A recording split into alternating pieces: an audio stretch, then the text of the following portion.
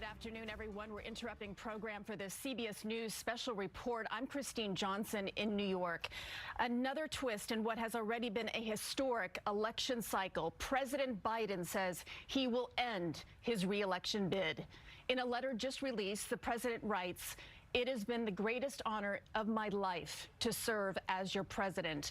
And while it has been my intention to seek re-election, I believe it is in the best interest of my party and the country for me to stand down and to focus solely on fulfilling my duties as president for the remainder of my term." Now, the president says that he will address the nation later this week. President Biden right now at his home in Rehoboth Beach, Delaware. As you may recall, he contracted COVID last week. CBS News chief election and campaign correspondent Robert Costa joins us now for the latest. Robert, what are your sources telling you this afternoon? Good afternoon from Washington. This was a deeply personal decision for President Biden, something that he has been reckoning with for weeks since that debate in Atlanta, Georgia, where many Democrats believed he did not perform in a way that provided the party with confidence as it heads toward the November election. But for the last few days, President Biden has been talking to family members, talking to his top advisors, and been thinking about the political future ahead of him for both the party and his own presidency. And this has been a heart-wrenching decision, I've been told by Democrats, as he has thought it through. He has wanted to stay in the race. But this is now the first time since March 31st, 1968, when Lyndon Johnson decided to step away from the Democratic nomination, that you have an incumbent president deciding just weeks before the convention in August in Chicago, just where it was in 1968 as well for the Democrats, to move away from the nomination, to open it up. This creates a moment of enormous uncertainty in American politics. President Biden's letter does not detail any preordained successor he has in mind for the nomination. In fact, in his letter to the country, he says to my fellow Americans, "I will offer more thoughts about my decision later this week in an address to the country." But he decided to make this decision from Rehoboth Beach, Delaware, a place that is so special to him, a retreat for him personally and politically going back a half century. He is there with his family thinking through all of this. But it now raises the question, who will be the Democratic nominee for president? The most likely successor in this compressed time window is probably Vice President Kamala Harris, based on my latest reporting, talking to top Democrats. They believe that could be the easiest way for Democrats to move toward the convention and have some unity, and then have some kind of canvassing for a vice presidential candidate. At the same time, there is some uncertainty in the party about whether Vice President Harris is best positioned to beat former President Donald Trump, who just days ago, last weekend, survived an assassination attempt in Butler, Pennsylvania. This is a tumultuous moment, a decision that was so personal for President Biden. I was being told as late as yesterday and this morning that the president wanted to stay in the race. He had been chasing the presidency really since he was elected to the Senate in 1972 and endured personal tragedy when his wife and child were killed in a car accident. This is another moment in a career that has spanned so much of the American story. And now President Biden withdrawing from the Democratic presidential race. It's notable, though, that President Biden in this decision has decided to stay as president of the United States. He will not resign from the presidency. The last president to do that was Richard Nixon in August of 1974. Following the Watergate scandal. President Biden managing foreign policy, a war in the Middle East. He's monitoring a war in Eastern Europe. Russia's invasion of Ukraine has been a major part of his presidency. He says he will remain in the presidency despite being age 81 and having some concerns among Democrats about his health. But this is a churning moment. There's still a lot to be decided on the political side. But at least personally, talking to Biden confidants, this was a decision that was not arrived at lightly, but it came under intense pressure from Democrats for him to step aside. Robert, it's clear how much President Biden and his love for this country. As you mentioned, he's been serving since 1972. However, over 36 Democrats have now called for him to drop out of the race. Today, independent Joe Manchin also did the same. But as you well know, there are so many people in his inner circle that were encouraging him to stay in, saying, you know, our polls show you can still win this. Who in his inner circle do you think spoke to him and said, you know what, this is the best decision to step down? Based on our latest reporting at CBS News and my conversations with Biden's closest associates, this was a family decision at its core. This is a decision he was thinking about for weeks. He was leaning towards staying in, at least until yesterday. But he has people around him like Jill Biden, the First Lady, like his son Hunter Biden, his sister Valerie Biden, and her husband, that he confides with, can have wide-ranging conversations with privately and confidentially, where he can walk through different scenarios. And he is someone who has come back so many times. He has some bitterness about how he was treated, I'm told, in 2015 when he wanted to run for president and he was urged by President Obama and others not to run. He has confidence in his ability to beat former President Donald Trump. But one of the most important voices I've been told in recent days has been former House Speaker Nancy Pelosi, one of the rare people in Democratic politics who was older than President Biden. She can speak to him essentially, I'm told, as an equal, someone who could come to him and have a tough conversation, not seem like a younger person with ambition or with an agenda, but someone who can be a generational peer and speak candidly about the politics of this country.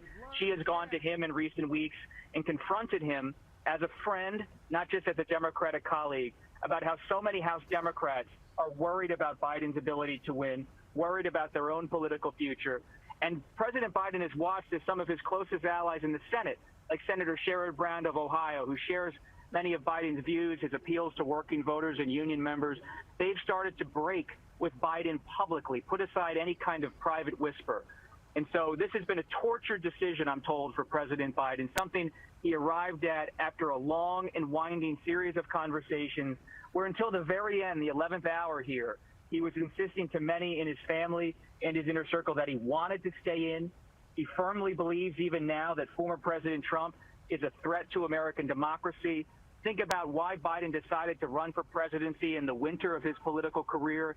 He has always cited Charlottesville and the white supremacist gathering in 2017 in Virginia as a reason to get in. He fears the rise of what he believes is an authoritarian streak in the Republican Party, the rise of white supremacy broadly in this country, and that has compelled him to stay in despite all of these mounting concerns about his age and his political ability. He believed until the 11th hour that he beat Trump once, he could beat Trump again, but he knew also that as a longtime political operator, someone who has more of a political antenna than almost anyone I've ever covered, that he was losing support fast from Democrats. He lost Democrats who have long supported him, and he wanted to go into the convention with strength. And if that became no longer possible, then he was facing a crossroads where the party might not be with him at that convention in Chicago. And there hadn't been whispers yet of someone mounting a challenge against Biden for the nomination at the convention, but there was certainly talk that if Biden didn't step away in the coming weeks, someone might have to start to run against him. So he's avoided any kind of messy convention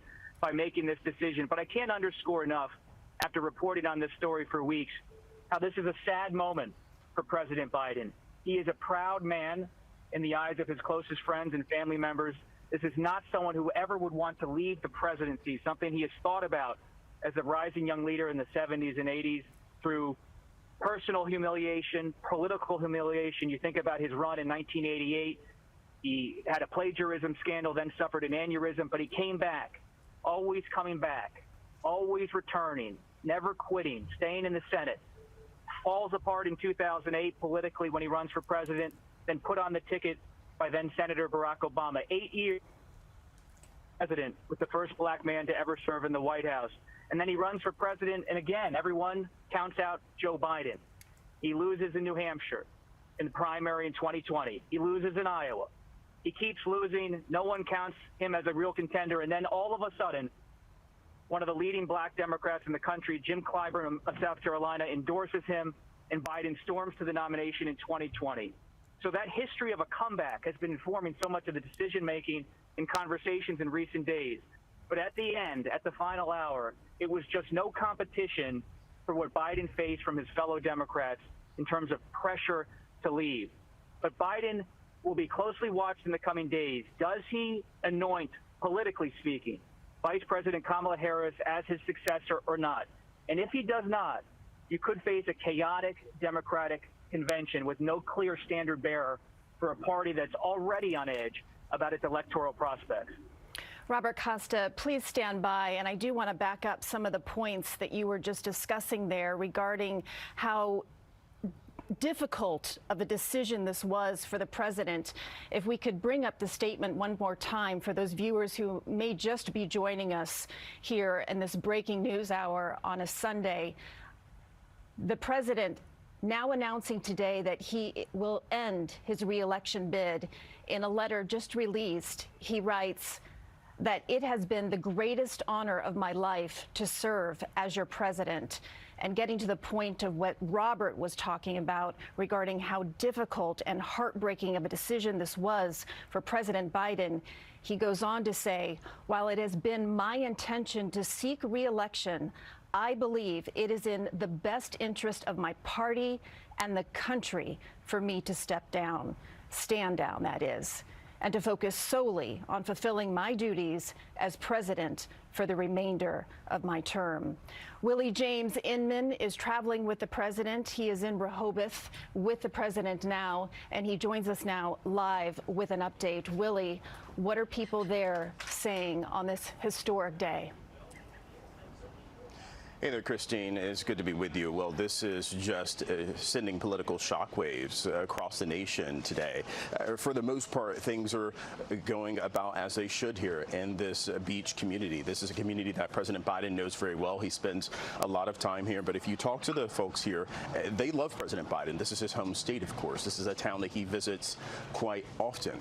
But in his statement, he also talked about the successes of his administration. He thanked Vice President Kamala Harris. But as Bob pointed out, it'll be interesting to see how this all plays out if President Biden does indeed endorse Vice President Kamala Harris to take the helm to be the Democratic nominee and go up against former President Donald Trump. But the president really saw the doors closing in, so to speak, as those senators came out. You had Joe Manchin come out today and said that the president needed to step aside. You had members of the House, more than 3 dozen Democratic lawmakers stepping out publicly and saying that the president should end his political campaign. And in fact, that is what he did today. Although, of course, he is behind closed doors. He's in isolation because he has COVID-19, growing frustrated with all these public calls for him to step down. So quite a moment in American history for the president to step down in this way in a statement. We haven't seen the president since he arrived here in Rehoboth Beach amid that COVID-19 diagnosis. But I anticipate, as he mentioned in his statement, we will hear from him in the coming days. So, Willie, no indication then, as you just mentioned, the president does plan on speaking to the nation later this week. As far as you know, and what your sources and what you're reporting is indicating, is that we will not hear from the president today, other than this letter. All indications are that we will perhaps not publicly see the president. They have called what we call here a lid, which means that we won't see the president publicly. And remember, he is isolating from COVID-19. Of course, things could always change. He is, in fact, the president of the United States, so we could perhaps see him give an address in some type of way. But for now, what we have from the president himself is the statement saying that he will not seek another term, essentially for the good of the country, but also for the good of the party, because you will see this play out if it were to potentially go forward with President Biden at the top of the ticket. If the Democrats were to do that, it could be messy at the convention with the party not fully behind him. So the president making this tough decision after decades in the political atmosphere, both in the nation and around the world, making this decision to not seek another term. Christine. Willie James Inman, thank you for that reporting. He is traveling with the president here this afternoon, with the president in Rehoboth Beach, Delaware, where the president is now recovering from COVID. I want to bring in now Joel Payne, our political contributor here at CBS News. Joel, as you're listening to this all unfold here this afternoon, I just have to know your thoughts in the context of how this will look in America's history. This is a political earthquake for sure. This is major. I don't need to underscore that. This is a very significant development for a number of reasons, particularly looking at the calendar, looking at what this means for the Democratic Party. But I'd be remiss not to take a second and just, focus on Joe Biden here for a moment. This is an incredible personal sacrifice that he's making, and it bookends a personal sacrifice that he made in 2020 when he ran for the presidency by his own narration because of what happened in Charlottesville and his concern about the future of democracy. And so in many ways, it's very appropriate that he would end this chapter of his political career focused again, not on himself, but on the American people. That is the story that will be told, not just within the Democratic Party, but I think millions of Americans will see this as the selfless act that I think it's designed to be. Joe Biden clearly understands that his campaign for president is untenable going forward. The leaders of his party have been clear in their conversations with him. And I think given the stakes of this election, he has made the very difficult, selfless decision to end his campaign. And I think that this will put him in very rarefied air, not just, again, in Democratic politics, but really just in the annals of presidential history. This is a pretty remarkable turn of events, but also a remarkable, decision by Joe Biden, someone who has been in the public space for 5 decades, who has started off as he's told it himself, as one of the youngest senators in U.S. history, went through a storied career interwoven with personal crisis and tragedy, ran for president several times unsuccessfully, and at this late stage in his career became president.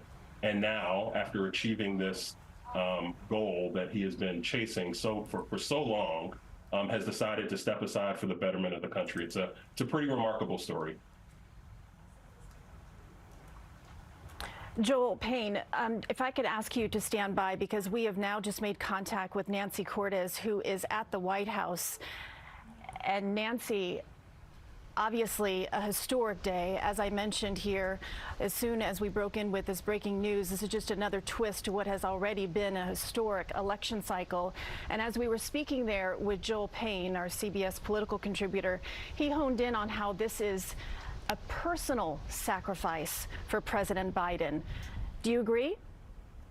I do agree. This is a position, the presidency, that President Biden has been seeking for nearly half a century. But before we get to that, Christine, we do have a major piece of news, which is just moments ago, President Biden answered a question that many of us have been asking, and that was whether he would endorse his vice president to take his place. And in a statement on social media, he now has. Here's what he says. He says, "My very first decision as the party nominee in 2020 was to pick Kamala Harris as my vice president, and it's been the best decision I've made. Today, I want to offer my full support and endorsement for Kamala to be the nominee of our party this year.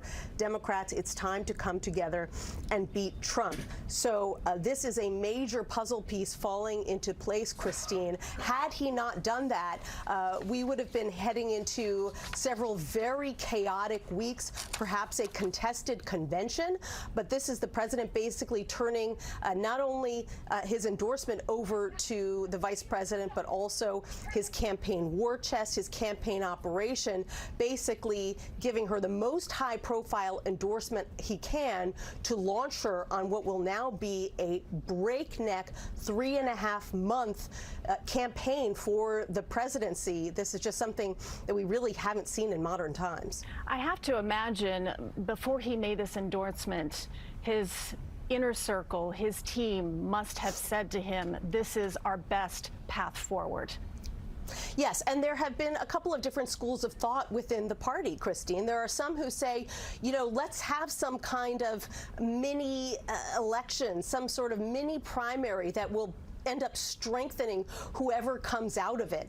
And then there's been this other school of thought that says, no, that's a process that's uncontrollable. You can't predict who will end up being the victor. You could end up damaging any number of those who are involved. And these are individuals, some of whom have not been vetted on a national stage.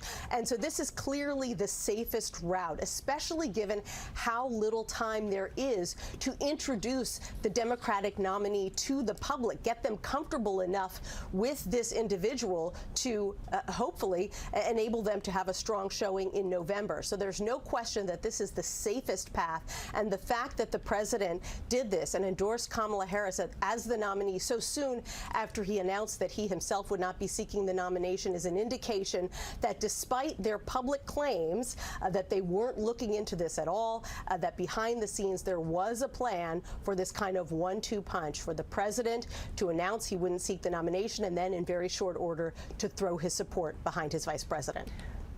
Nancy, so much information to take in here this afternoon. Please remind us and our viewers how exactly we got here. How did we get to today? Well, about a year ago, there were a lot of questions about whether President Biden would seek re-election. There were many Democratic voters who were a little bit nervous about the fact that he would be 86 at the end of a second term, who wondered if he had the energy and the vigor to continue. And he argued at that time, yes, he did. He said he had had a very successful first term. He felt he could be successful in a second term. He took some time to think about it, longer than anybody expected, and he ended up deciding to run for re-election. But just recently, in perhaps the last 2 months, I would say, we've really seen him slow down a step. You obviously saw it at the debate, but not just at the debate. He seemed to have more difficulty, not just physically, but also remembering names, remembering facts, being able to summon facts as quickly as he once had. You know, this is an individual who was once known as a great orator, perhaps one of the greatest orators in the Senate, who was having trouble completing sentences, not in every situation, but in some situations. And that made many Democrats nervous. And particularly after the debate, you started seeing members of Congress come out urging him to step aside, or at least to consider stepping aside. At first, the Biden White House thought they could weather that storm. It was just a trickle of lawmakers. There were a lot of lawmakers who were saying publicly that they wanted him to step aside, but who were worried about crossing him publicly, didn't want to appear disloyal, so they tried to put on the pressure behind the scenes. But when that didn't work, you saw Democrats coming out much more forcefully, and you started hearing some equivocation even from Democratic leaders, reports that the leaders of the House and the Senate were not calling on him to resign publicly, but at least telling him behind the scenes that many of their members didn't think that he could win and that he would end up dragging down Democratic candidates in the House and Senate, perhaps causing them to lose the House and Senate. And it was just steamrolling day after day. The pressure was becoming more and more intense until it was clear to this White House that even if they believed that President Biden had a huge well of support in the public, that they weren't going to be able to counteract the sort of daily slings and arrows that he was experiencing from members of his own party, and that for the good of the party, he needed to step aside. You know, Nancy, up until yesterday, the president said he was going to stay in this race. So I wonder what changed overnight. Well, I'm not sure it necessarily did change overnight. Clearly, you don't want to say you're leaving until you leave. But I think the fact that he made this announcement and then so soon after ended up endorsing Vice President Harris to take his place, that shows that there has been some forethought here. That shows that they've been mulling it over. And it's frankly impossible to imagine that they weren't thinking this over. I mean, this has been weeks now since the debate. What was that? June 26th, rather. So almost a month now that they have been enduring calls from their own party to step aside. And, there's only so much of that you can endure before it becomes clear to the Democratic electorate writ large that there is a brush fire brewing within the party, and it simply was untenable. And so yes, they didn't reveal it publicly till today, but clearly there was some planning going on behind the scenes. Nancy Cortez at the White House. Nancy, please stand by. I want to get to Ed O'Keefe now. He is on the phone. He also covers the Biden White House. Ed, what can you tell us here this afternoon? Christine, while this was a surprise to many, I've spoken with at least one senior party official now who says they were given a heads up momentarily before the president issued that surprise letter on social media, and that senior party official was told at the time that the president would be endorsing the vice president. It was an intention to do so. He has now done that, of course, again in the social space. And that now presents a series of challenges because there are no rules in the Democratic Party bylaws, in essence, for how this is supposed to proceed. And while you might conceivably see others try to challenge the vice president, this is a Democratic National Committee that is stacked with operatives and lawmakers and other leaders of the party who are incredibly loyal to her, both from a having worked with her perspective, the belief that a woman like her should be president one day, or just ideologically aligned with her, or maybe even just hail from her home state of California, which has such incredible clout over the party given the size of the state. So we are in total, unequivocal, uncharted American political territory at this point, and so much is unknown about how exactly the party will proceed, whether they will respect the president's wishes, or whether we will see a series of people try to conduct a 4-week snap primary leading up to August 19th, which I believe is the day, right? That Monday, August 19th, when the convention begins in Chicago. There have been those, Christina, we should caution this and maybe explain why there's some appetite for this.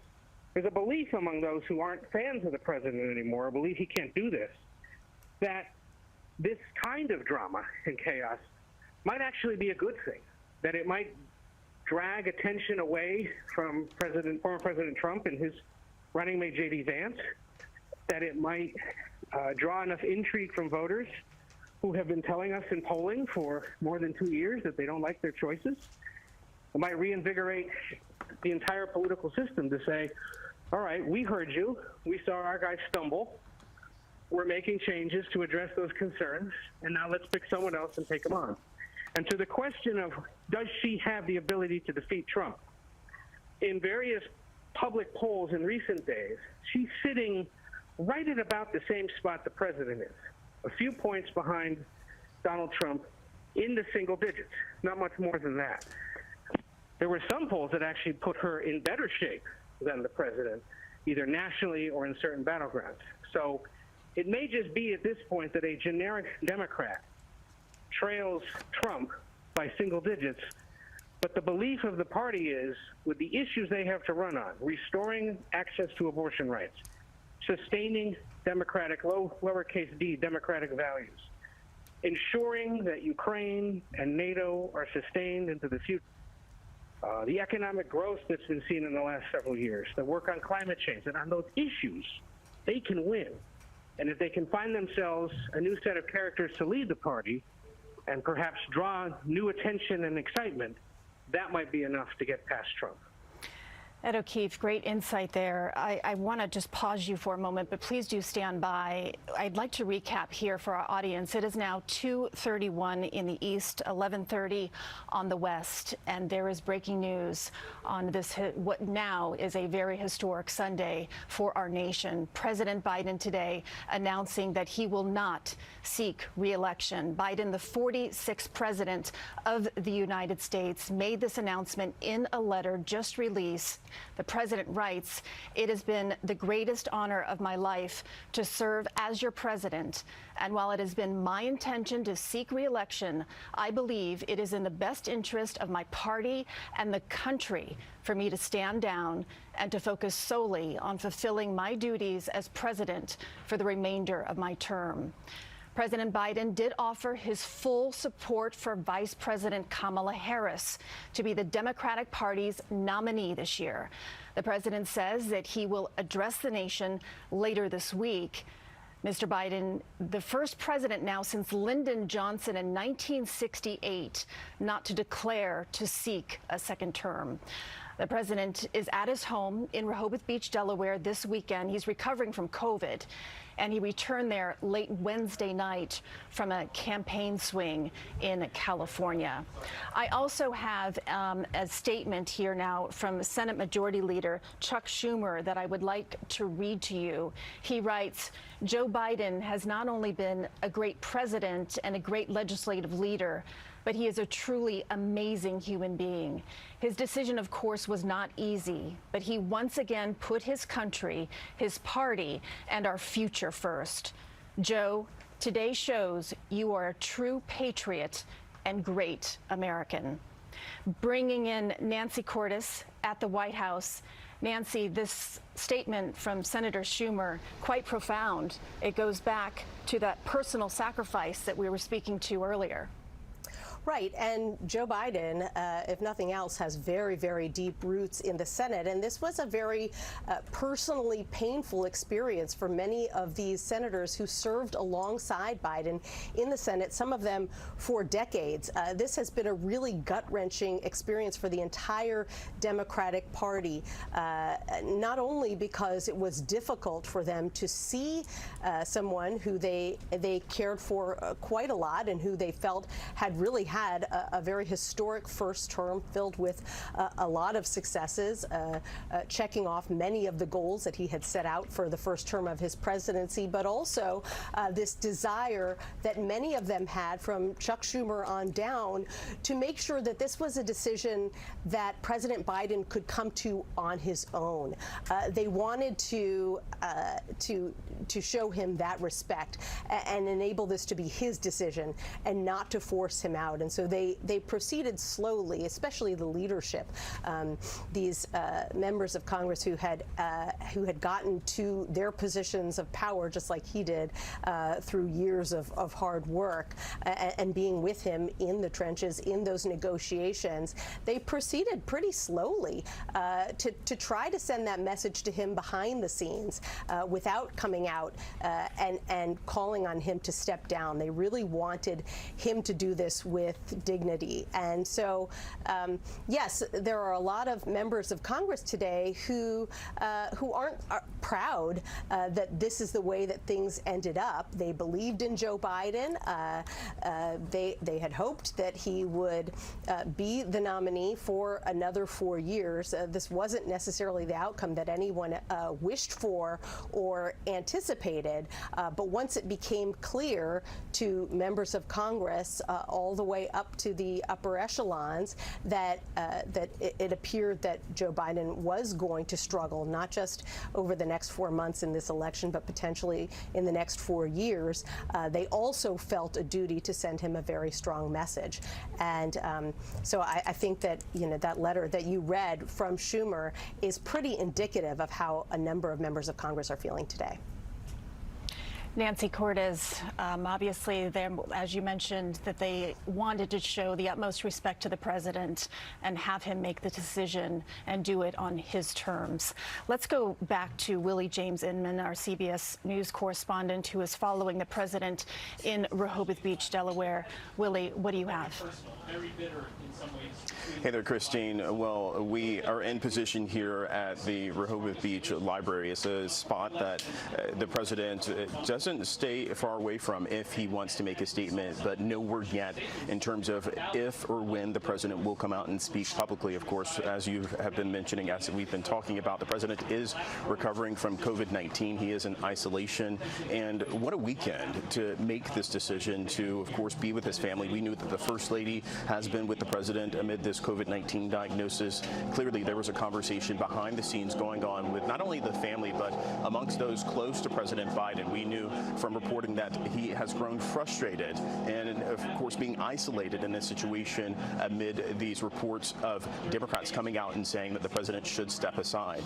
But clearly, we would love to see and hear from the president today, but he came out with this statement on X, on Twitter, to say to the American people that he will not seek another term, but still behind closed doors here as he recovers from COVID. Willie, I'd like to read another statement, a letter actually from the president regarding his endorsement of Vice President Kamala Harris. He writes, "My fellow Democrats, I've decided not to accept the nomination and to focus all my energies on my duties as president for the remainder of my term. My very first decision as the party nominee in 2020 was to pick Kamala Harris as my vice president, and it's been the best decision I've made. Today, I want to offer my full support and endorsement for Kamala to be the nominee of our party this year. Democrats, it's time to come together and beat Trump. Let's do this." Willie, are you hearing any word today of whether or not we will hear from the vice president? Yeah, that's certainly an open question. I anticipate some type of statement coming from her to talk about this situation. But I also want to talk about what's going on out there in the American public. They're seeing this for the first time, of course, as we're getting it. Vice President Kamala Harris has been with the president since he decided to choose her as his running mate. And as Margaret Brennan pointed out on Face the Nation earlier today, this is about votes. And there have been a lot of black voters, I'm talking about black women in particular, who see Harris as the next party leader, who see Harris as someone who can carry the torch, that it's their turn to seek leadership in terms of leading the country. So Kamala Harris has a lot of fierce support within the black community. So does Joe Biden. But at the same time, Harris is someone who could potentially bring about that coalition. It's an open question as to whether or not she'll be able to be as powerful as President Biden was at the top of the ticket just several years ago. But clearly, this is something that we'll continue to watch, and we'll bring it to you first once we hear from the Vice President, Christine. Some great points there, Willie. And on that note, I'd like to bring in now Ed Gordon, anchor at BET. He actually interviewed the president just this past week.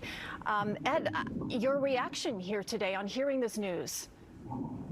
Yeah, well, I can't say that I'm surprised, but it is an extraordinary place in history that this moment will take.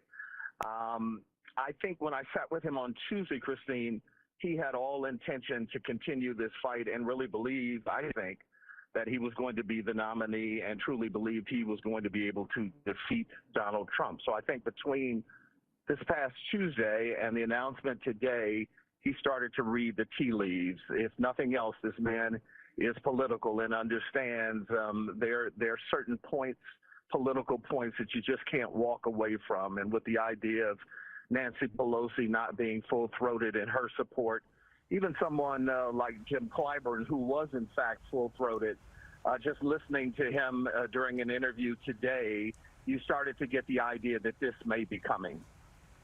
You certainly did. The drumbeat did get louder and louder since that debate with former President Trump.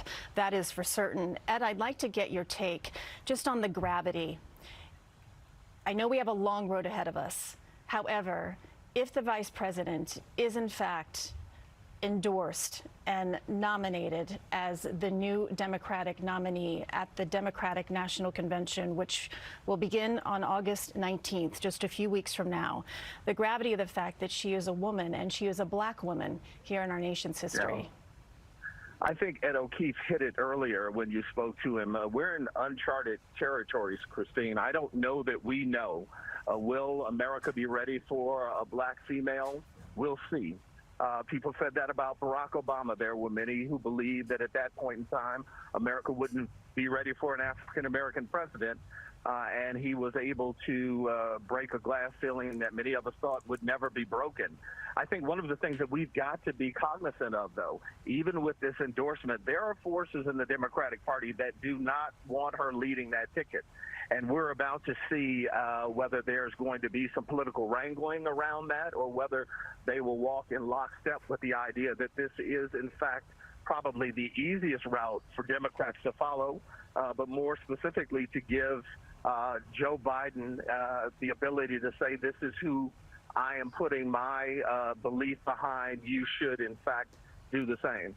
Well, he did put the word out that he is, in fact, endorsing his vice president. So I do wonder if that was meant for everyone in the Democratic Party to hopefully just fall in line.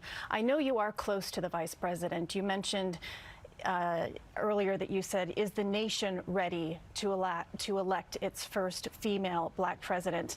Is Kamala Harris, in your opinion, ready for the road ahead that's ahead of her? Yeah, I think, and I'm bothered sometimes by that question. I think African Americans in these positions get that question far more than we give to others. I think, 3.5 years in the White House has certainly readied her more than any other person on the Democratic side. She is a bright woman. She's been in politics for a long time. She certainly, I believe, has the ambition now. She stood stalwart next to Joe Biden.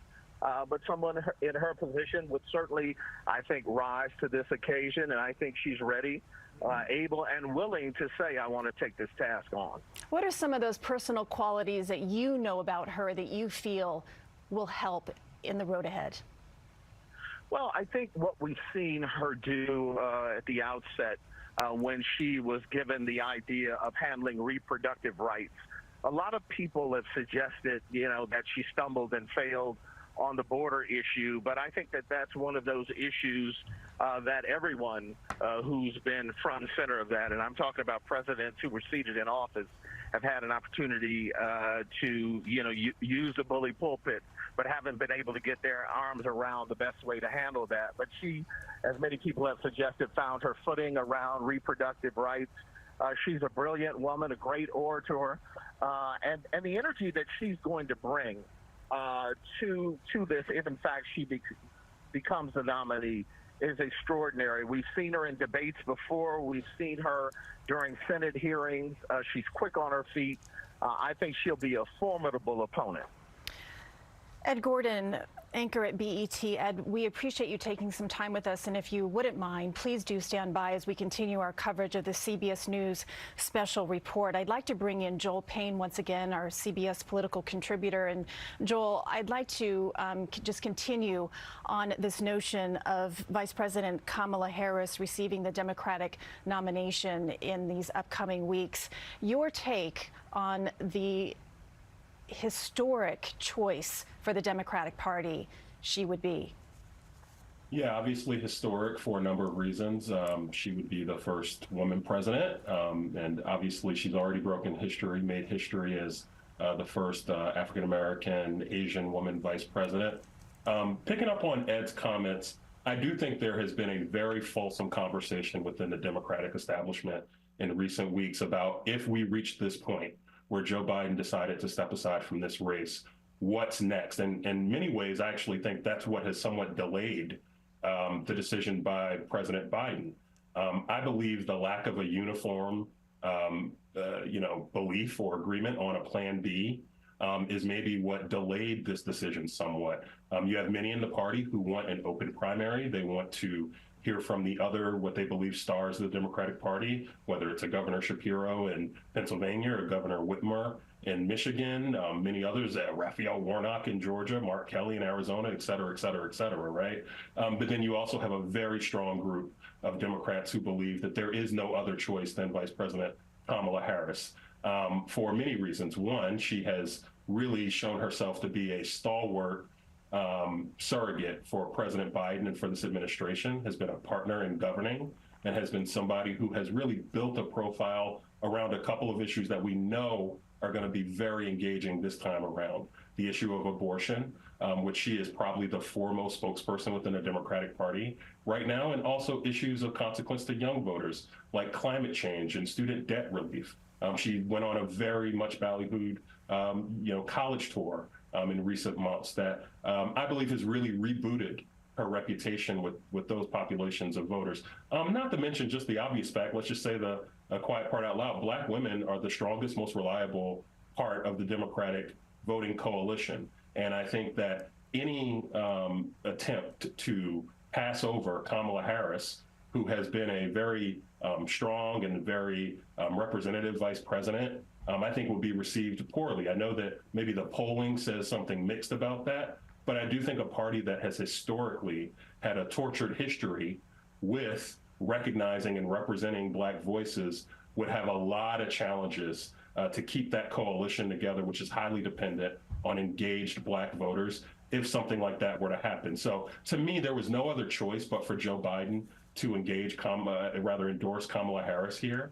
I would not be surprised if you see many other Democrats do that. I think just in the time we've been talking, Congressional Progressive Caucus Chair Pramila Jayapal has endorsed Vice President Harris. I imagine you'll see many folks do that. I think a name to watch, a person to watch in terms of how she will treat the news of the Harris endorsement would be Speaker Emerita Nancy Pelosi, somebody who recent reporting has suggested wanted an open process if Biden were to step aside, as opposed to immediately moving the nomination to Kamala Harris. So there is a lot here, and I believe the next few days will be of great consequence to figure out whether or not Kamala Harris's endorsement from Joe Biden will transfer to the rest of the party.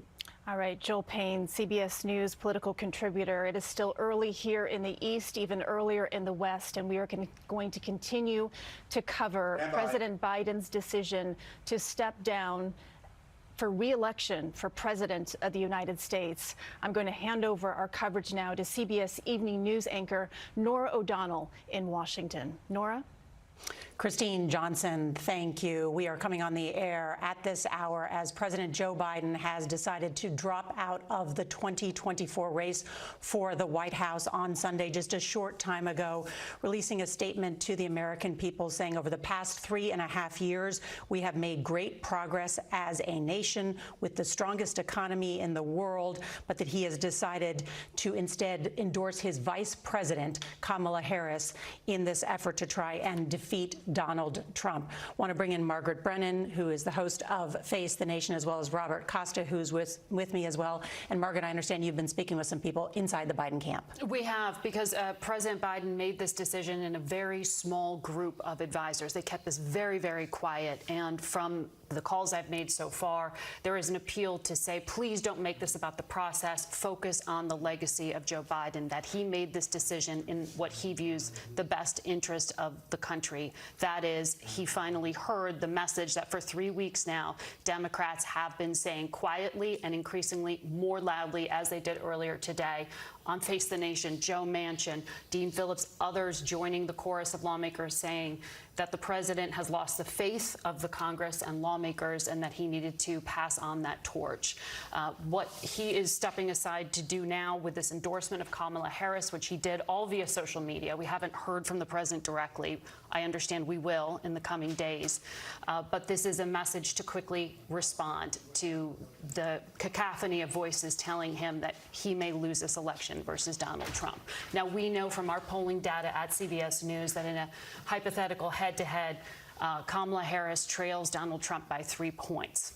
Joe Biden trailed by 5 points. That is, of course, where we are in the race right now.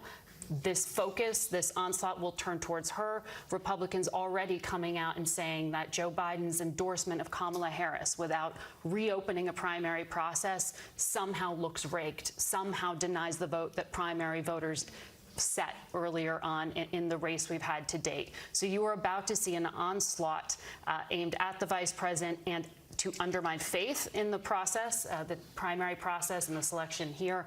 But in this moment in time, it is worth noting that Joe Biden has come to a very painful decision for a 50-year legacy in Washington at such a consequential time, having passed bipartisan legislation, having faced a world in crisis, and by the way, about to go face-to-face with a world leader and trying to broker a Middle East peace. Right. The President of the United States saying, I believe it is in the best interest of my party and the country for me to stand down and to focus solely on fulfilling my duties as president for the remainder of my term. I want to bring in Robert Costa. And Robert, obviously a very difficult decision for President Biden to make. He has been in elected office for some 52 years, has a tight-knit group of supporters.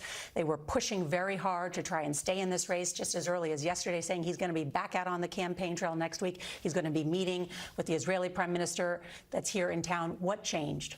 This is a seismic political moment, a historic moment for this country. The first time since March 31st, 1968, that an incumbent president has decided to step away from the nomination. That same year, 1968, the Democrats were having their convention in Chicago, just like they will be in Chicago this year.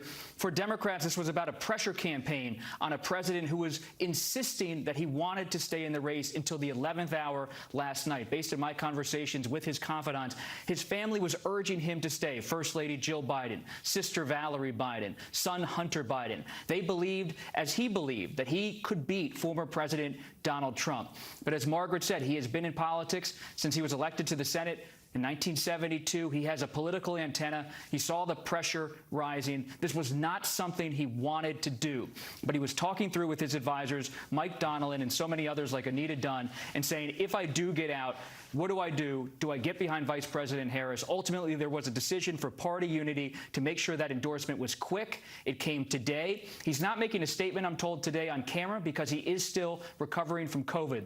He's in Rehoboth Beach, Delaware right now. This is a personal retreat for him, a place where he goes for contemplation very often for many weekends. And I can't underscore enough what Margaret said. This was painful for President Biden. He loves being in the political arena. Now stepping out. He will not resign the presidency. He says he will serve his term that ends in January 2025 as he continues to manage foreign policy and domestic policy. This raises questions now about how former President Trump will respond. We're standing by for a statement from his campaign and his top advisors. At the same time, there will be a lot of speculation in the coming days about who will be on the vice presidential slot for the Democrats. Will it be a governor like Roy Cooper? Could it be Secretary Pete Buttigieg? California Governor Gavin Newsom, unlikely to be that pick. It's unusual in American history due to the Constitution to have two people from the same state. Robert Costa, thank you. At this hour, we are covering this breaking news as President Biden has decided to drop out of the 2024 race. He has endorsed his vice president, Kamala Harris, to succeed him. But it is worth noting that there have been a number of elected Democrats who have favored an open nominating process. The Democratic convention is in Chicago in the middle of August. So there is time still for Kamala Harris to try and wrap this up. But the nominating process begins again shortly, so there is much still up in the air. Let's go now to our chief White House correspondent, Nancy Cordes, at the White House with new reporting. Nancy?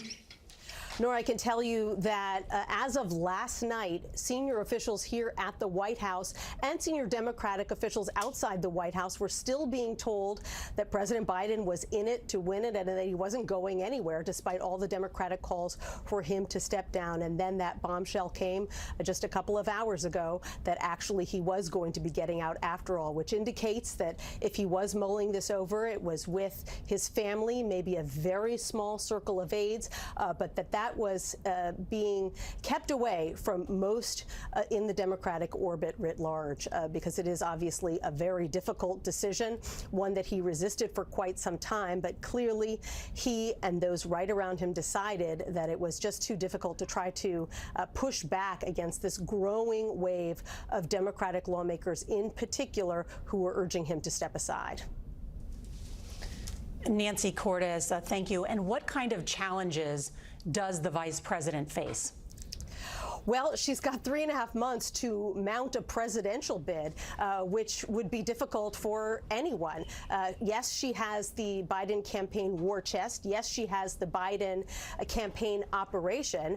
But, you know, she has 3.5 months at the top of this ticket to convince the American people that she is the best person for the job. And that is just something that is very difficult to do. She has to sort of spring in there on day one. She does not necessarily have anywhere near the same size of a team within the White House that the president does, and she's got to try to get all around the country and make her presence known and convince the American people that she has what it takes to do the job. A couple of weeks ago at his press conference, I asked President Biden whether he thought Kamala Harris was ready on day one to be president of the United States, and he said yes, he believes she is. That's why he chose her.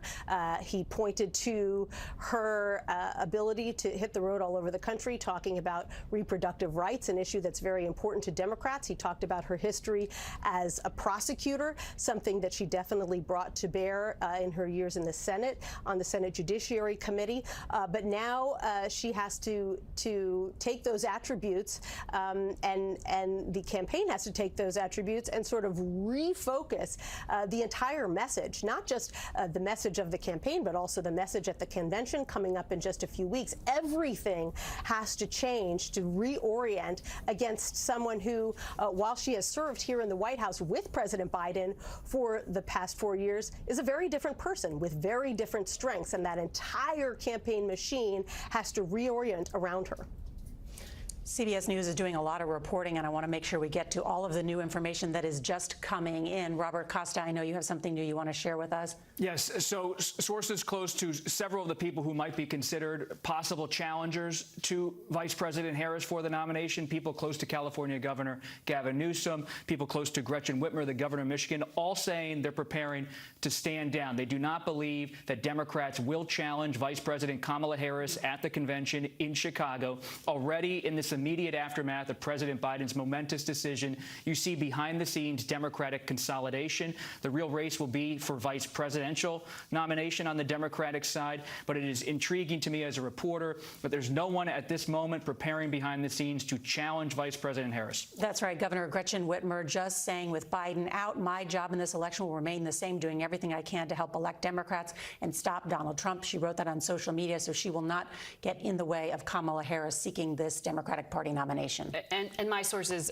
agree with yours in terms of not seeing a head-to-head challenger. But the question then becomes, who is the person who stands beside her August 19th at that Democratic convention to seek the nomination in that vice president role? That's where the focus is. Anyone, I was told, looking to challenge her would be committing political suicide to try to go head-to-head after Joe Biden had been so key in making it very clear, just within minutes of announcing he was not going to seek re-election, that he was endorsing her. So that's what we're looking at now. In a moment, let's talk about who those potential vice presidential picks will be. But first, I do want to touch base with Willie James Inman. He is in Delaware. And I know, Willie, you have some reaction from the Biden family. Willie?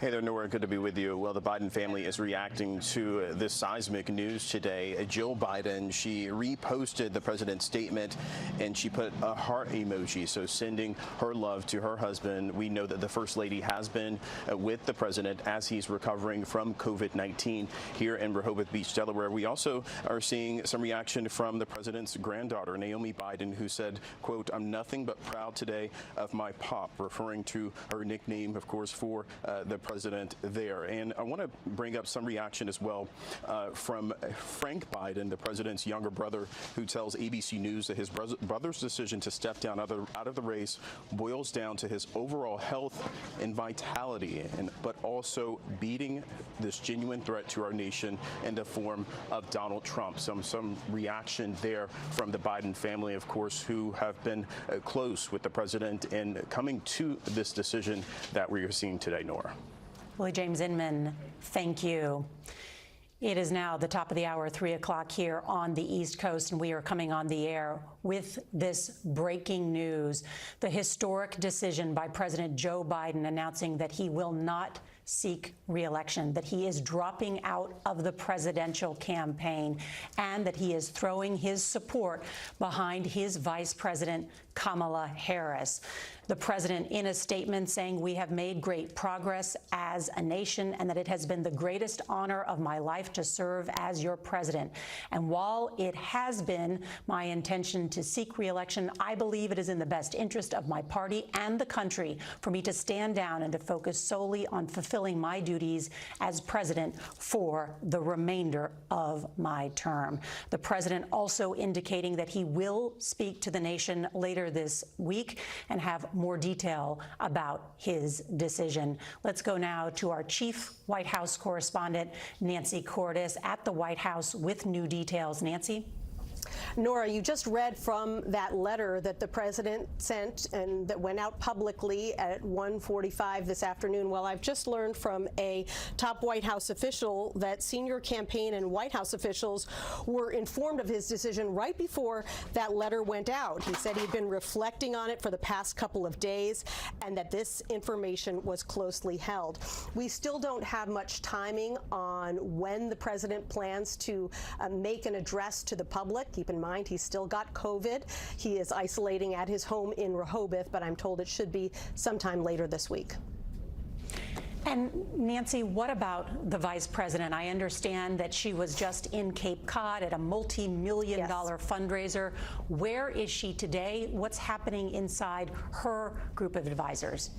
She has had to be so careful these past 3 weeks to be out there on the trail campaigning as if nothing has changed. At no point did she want to look like she was gunning for this job or hoping for the president to step aside, and yet she had to continue to be a vigorous campaigner pushing for the Biden-Harris ticket.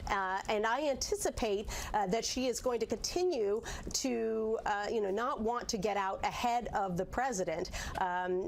She has to now launch into a lightning sprint between now and Election Day, and yet with the president holed up with COVID, she's going to want to be very careful until he's had his opportunity to get out there and explain in a more fulsome way to the American people why he has decided to step aside and why he has decided to throw the weight of his support behind Kamala Harris. Nancy Cordes at the White House, thank you for that perspective and new reporting. Robert Costa is here. Robert? I've been texting and speaking with members of the inner circle of Vice President Harris. She is now perhaps the most important political figure in the United States. The assumed Democratic nominee, the first female to serve as the Democratic presidential nominee since Secretary Hillary Clinton in 2016. Her team and her closest friends are telling CBS News this afternoon that she is prepared to be the nominee to take on former President Trump at a debate, that they believe she is a strong debater, that she proved her chops when she was on the Senate Judiciary Committee grilling nominees for the Supreme Court, and that she was a prosecutor in California going back to her days in San Francisco.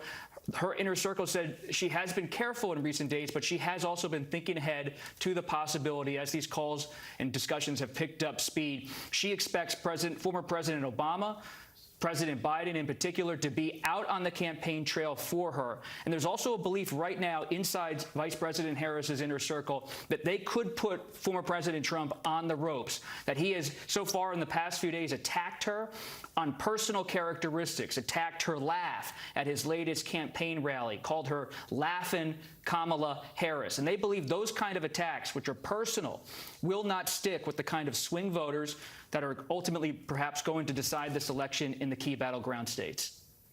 Robert Costa, thank you. Also with us, checking in with many of his sources, Ed O'Keefe. And Ed, what can you tell us at this hour? Nora, good to be with you. There is a meeting underway of the Democratic National Committee senior leadership amid the unexpected news, at least unexpected to many of them. There was a meeting going on this afternoon that was designed to sort of put the finishing touches on the convention planning, which is 4 weeks from tomorrow. But they did not get enough heads up, and in this meeting weren't able to at least address this. But we know that the DNC chairman, Jamie Harrison, convened his top brass very quickly. And in that other meeting, when the word came, said he was quite emotional about it. They have put out a statement here just a moment ago, and let me read from this, because these are the people that are going to have to set out the rules of the road for the next few weeks. It says in part, Democrats are prepared and united in our resolve to win in November. As we move forward to formally select our party's nominee, our values as Democrats remain the same. He says later, we have and will continue to make this case to the American people. The American people will hear from the Democratic Party on next steps in the path forward for the nomination process. In other words, they don't quite yet know what to do. While the president has endorsed the vice president, to Bob's point earlier, that many may be standing down, given that announcement, there's a few reasons for that. One, you only got 4 weeks left.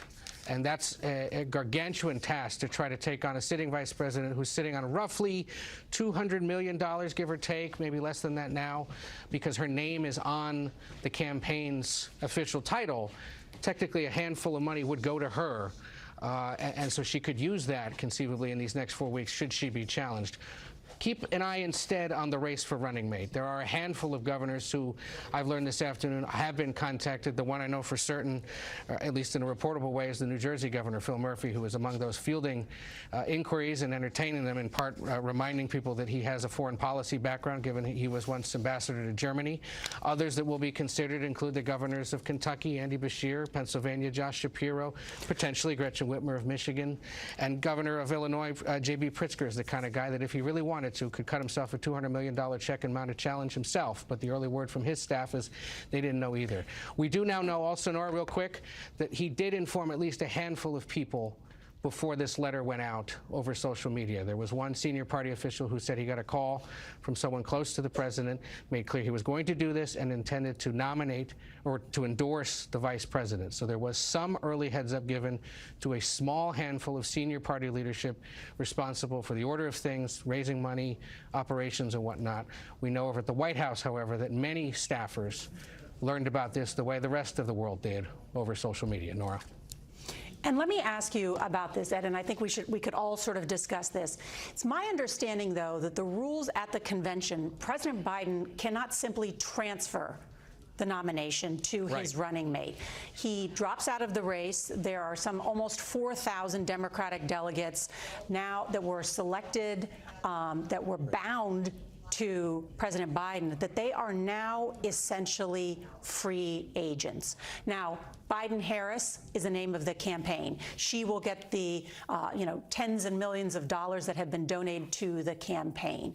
But is there a threat to her getting the nomination? So what is the situation now is people have run for delegate across the country. And if they ran as Biden delegates, they are now what is called pledged delegates ahead of the convention in Chicago. It's important to note that if you are a pledged delegate, you are elected in our system, but it is by no means legally binding. So to your point, yes, legally speaking, is there an opening for someone to come in on a first ballot vote that is somewhat fluid and say, I want the pledged delegates to walk away from their pledge? Yes, that's very possible.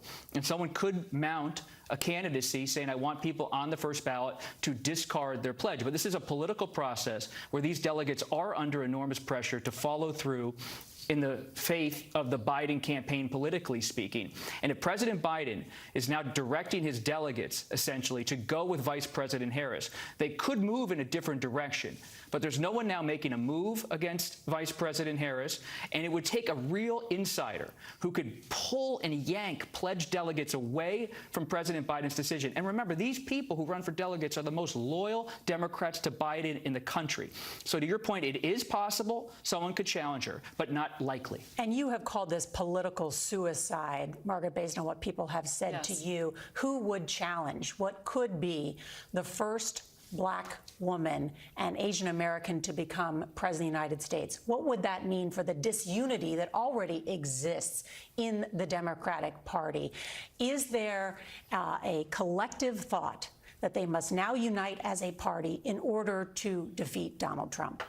There is a desire to take this public embarrassment that has been the past 3 weeks of disarray and dispute within the party, and in the next 3 weeks be able to clean it up so that at the convention they can shift the conversation to unity and to messaging. They just saw a very well-orchestrated Republican National Convention and a message of Republican unity there after, during a primary where the Republicans were not united. So the emphasis here from those I've spoken to so far is at least there is the intention to try to make this about issues, to try to make this about next generation, about fresh blood, about understanding, and that there's a lot of focus on who that vice presidential selection would be to join Kamala Harris on this ticket. Bob made a great point earlier in terms of that backbone of the Democratic Party, Black women.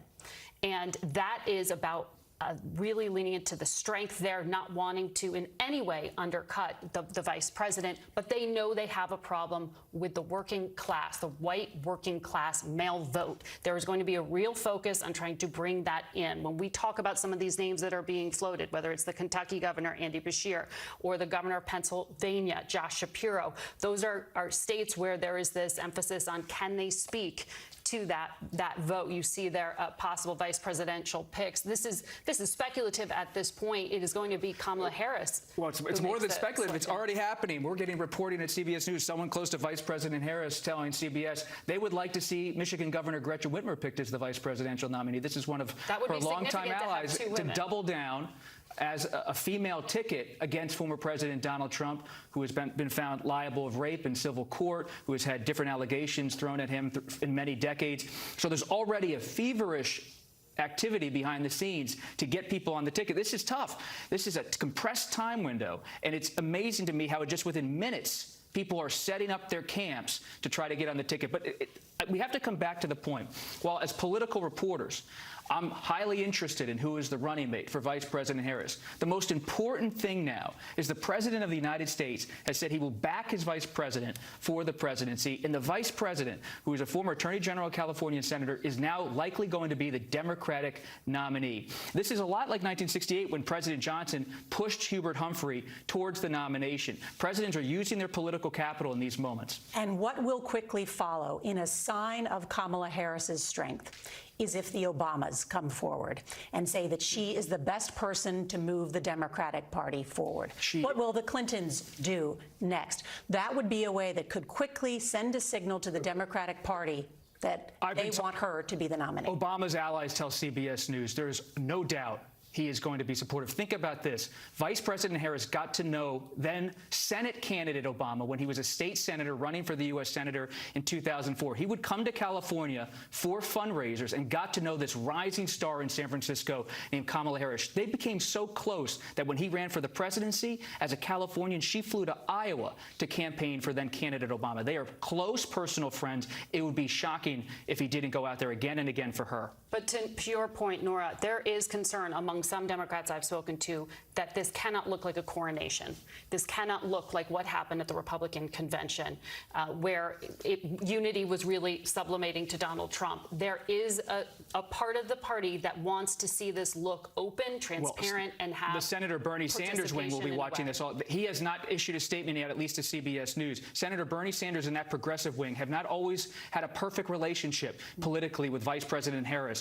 Watch what Senator Sanders and Representative Alexandria Ocasio-Cortez of New York do. If the progressives fall in line, it's all hers politically, based on our reporting. I want to bring in Ashley Etienne. She's the former communications director for Vice President Kamala Harris and is now a CBS News political contributor. Ashley, so good to have you on this historic day. What can you tell us about what is happening behind the scenes where the vice president is at this hour? Absolutely, Nora. It is an incredible day in American history. I just remember, Margaret's on with you. We were on Face Nation maybe 2 years ago, and the question then was whether or not she was going to be on the ticket with Joe Biden, and now she's at the top of the ticket. So much has changed in such a short period of time. It's incredible, but there's a level of excitement within the party and definitely within her own office. So now the question is, what are the plans going forward? How do we piece this together now going forward in a way that sort of stops the bleeding among these key stakeholders that the party's focused on? One, she's already started to make calls with fundraisers, so that's headed down the path. There's now plans for leadership on the Hill to get on conference calls today, conference calls tomorrow. Does she go to the Hill? Does the president pass the torch officially, publicly, in a way that shows that he's fully endorsing her? These are all the questions now that they're trying to figure out behind the scenes.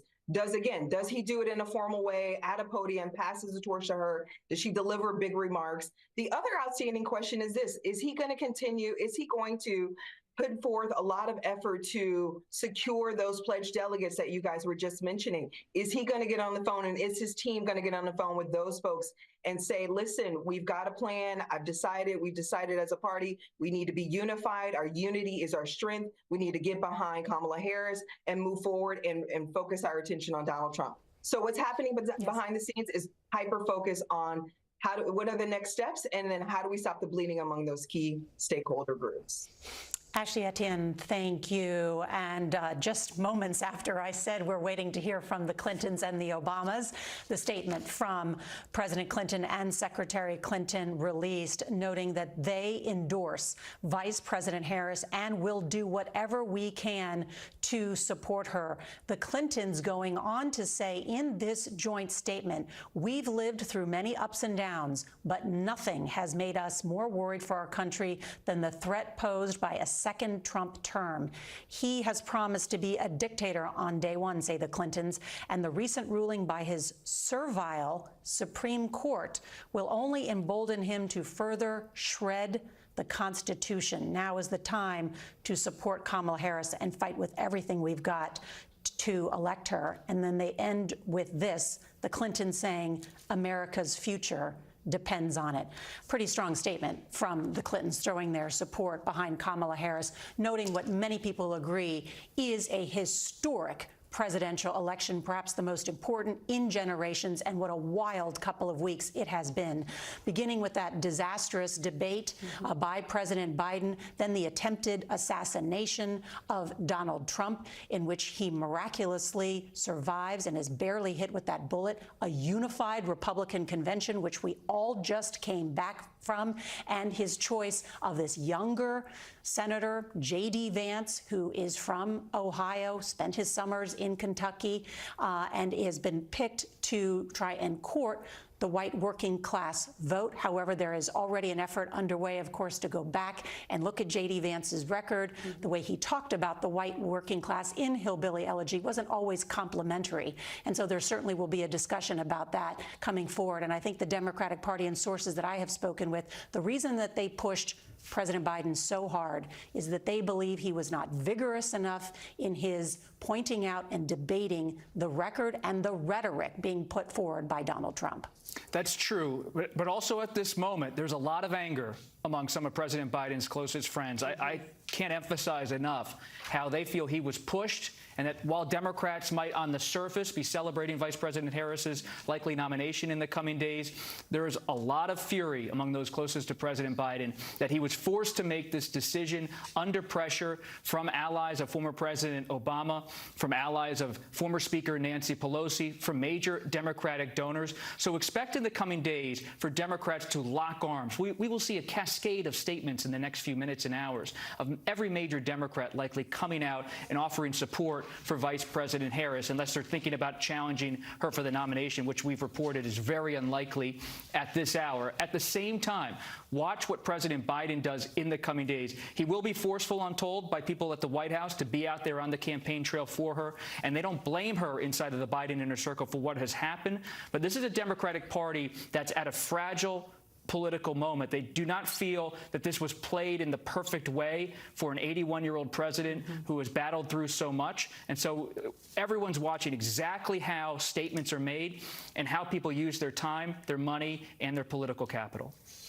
Thank you. I want to point out that we are just hearing now from Nancy Pelosi, the Speaker Emeritus, in a statement saying President Joe Biden is a patriotic American who has always put our country first. In her words, his legacy of vision, values, and leadership make him one of the most consequential presidents in American history. She has not endorsed Kamala Harris in this statement, but notably praising the legacy of Joe Biden and applauding his decision to put our country first. We are now joined by the co-chair of the Biden-Harris campaign, Senator Chris Coons. Senator, thank you for joining us.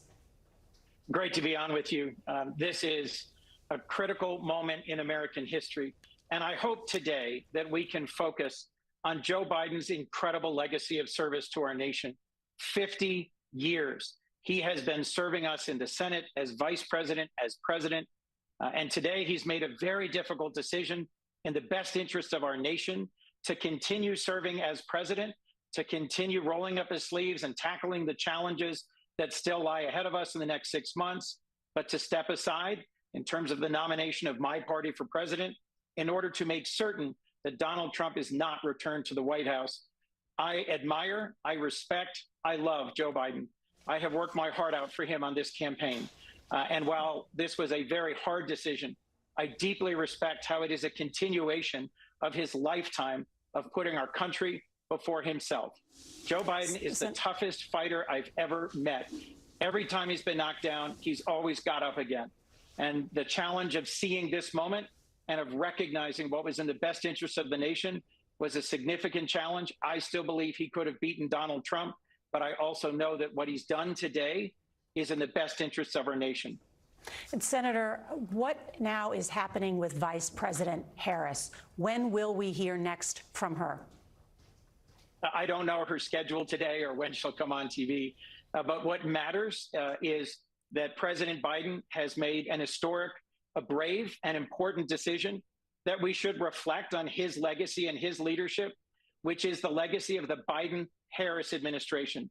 As you know, I'm a member of the Judiciary Committee. we've confirmed more than 200 federal judges under the Biden-Harris administration. Vice President Harris, who served with me in the Senate on the Judiciary Committee, was a critical part of getting every one of those judges confirmed. She's been a key part of the successes at home and abroad of the Biden-Harris legacy, and I think she is best positioned to carry it forward. Joe Biden, our president, spoke to that just moments ago in endorsing her. I do hope that we'll take some time today and reflect on the fact that Joe Biden is someone who in the Senate, as vice president, as president, has earned a legacy among the most important, impactful, effective presidents in our entire nation's history. And there's lots more to do. Just this coming week, he will continue to work to negotiate a ceasefire in Gaza, a hostage release and return, a path forward for the resolution of the conflict between Israelis and Palestinians in Gaza.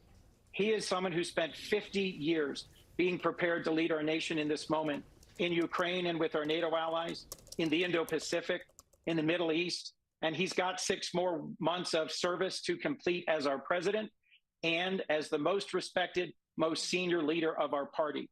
Senator, I look forward to campaigning hard alongside him this fall and to working with him in the Senate. Senator, at this hour, we know that President Biden has endorsed his vice president to be the Democratic nominee. We have also heard from the Clintons in a joint statement saying they would like Kamala Harris to be the Democratic nominee. Do you expect there to be any challenge to the vice president? Well, today I think we should focus on the legacy of Joe Biden as president. I do recognize the urgency of the moment. As we head towards our convention in Chicago in August, I think the most important thing we can do is come together. And Vice President Harris has an incredible legacy of success and accomplishment as a senator and vice president. I do not expect a serious challenge to her nomination, but let's let that work itself out in the coming weeks and focus today on what a big contribution to our nation our president has made. He's been my mentor. He's been my friend. I am proud of him as a Delawarean, a Democrat, and an American. And I hope the folks who have been raising lots of questions and issues in the last few weeks will do what they said they would do and recognize his leadership, his legacy, and come together to support the nominee of the Democratic Party so that we come out of Chicago united. Donald Trump is a unique threat to the future of our nation, and his choice of a running mate is someone who I've served with in the Senate and who I think, in terms of our continuing to stand strong behind Ukraine in their fight for freedom, to continue to advocate for the rights and liberties of Americans, shows everything we need to know. We should be focusing on the fall campaign and the threat that Donald Trump presents to the real legacy of accomplishment, fighting for the middle class, reducing prescription drug prices, combating climate change, helping veterans. Our president and vice president have gotten incredible things done. They've gotten them done through bipartisanship, too. They've reached across the aisle. They've crafted incredible legislation that's made a difference in everything from gun safety to combating climate change to investing in manufacturing to rebuilding this country. So for everyone who's watching, anxious, concerned about the future of our country, know that Joe Biden is a patriot who loves our nation, and know that we are positioned to carry that legacy forward this fall. Senator Coons, it's Bob Costa. Good to see you, sir. If you could, for a moment, good to see you, respectfully put aside your role as a United States Senator and talk about Joe Biden, the President of the United States. You, more than anyone perhaps I've ever covered, understand his home in Rehoboth Beach, Delaware. This is a retreat he goes to. The final days of this decision was not like Nixon in '74 at the residence of the White House. He went to Rehoboth Beach, your home state, to be with Jill, to talk with family members. Tell us about the importance of the site of this momentous decision in American political history, him watching the waves at Rehoboth Beach down the street from the boardwalk and the ice cream stands, a place that he has gone to again and again, decade after personal highs, political humiliation. He always goes back to Rehoboth, back to Delaware, back to the family. And I know this was a heart-wrenching decision for him based on our reporting, but you're one of his closest friends in American politics. Give us a candid assessment of what this has really been like for him. Bob, as you say, Joe Biden is grounded. He's grounded in his faith, in his family, and in our state. Excuse me. I'm sorry. This was a very difficult decision, and one that I think reflects the very best of who Joe Biden is. Someone who, as you put it, Bob, comes home because it's where his strength is. His strength is in his family. His strength is in our community.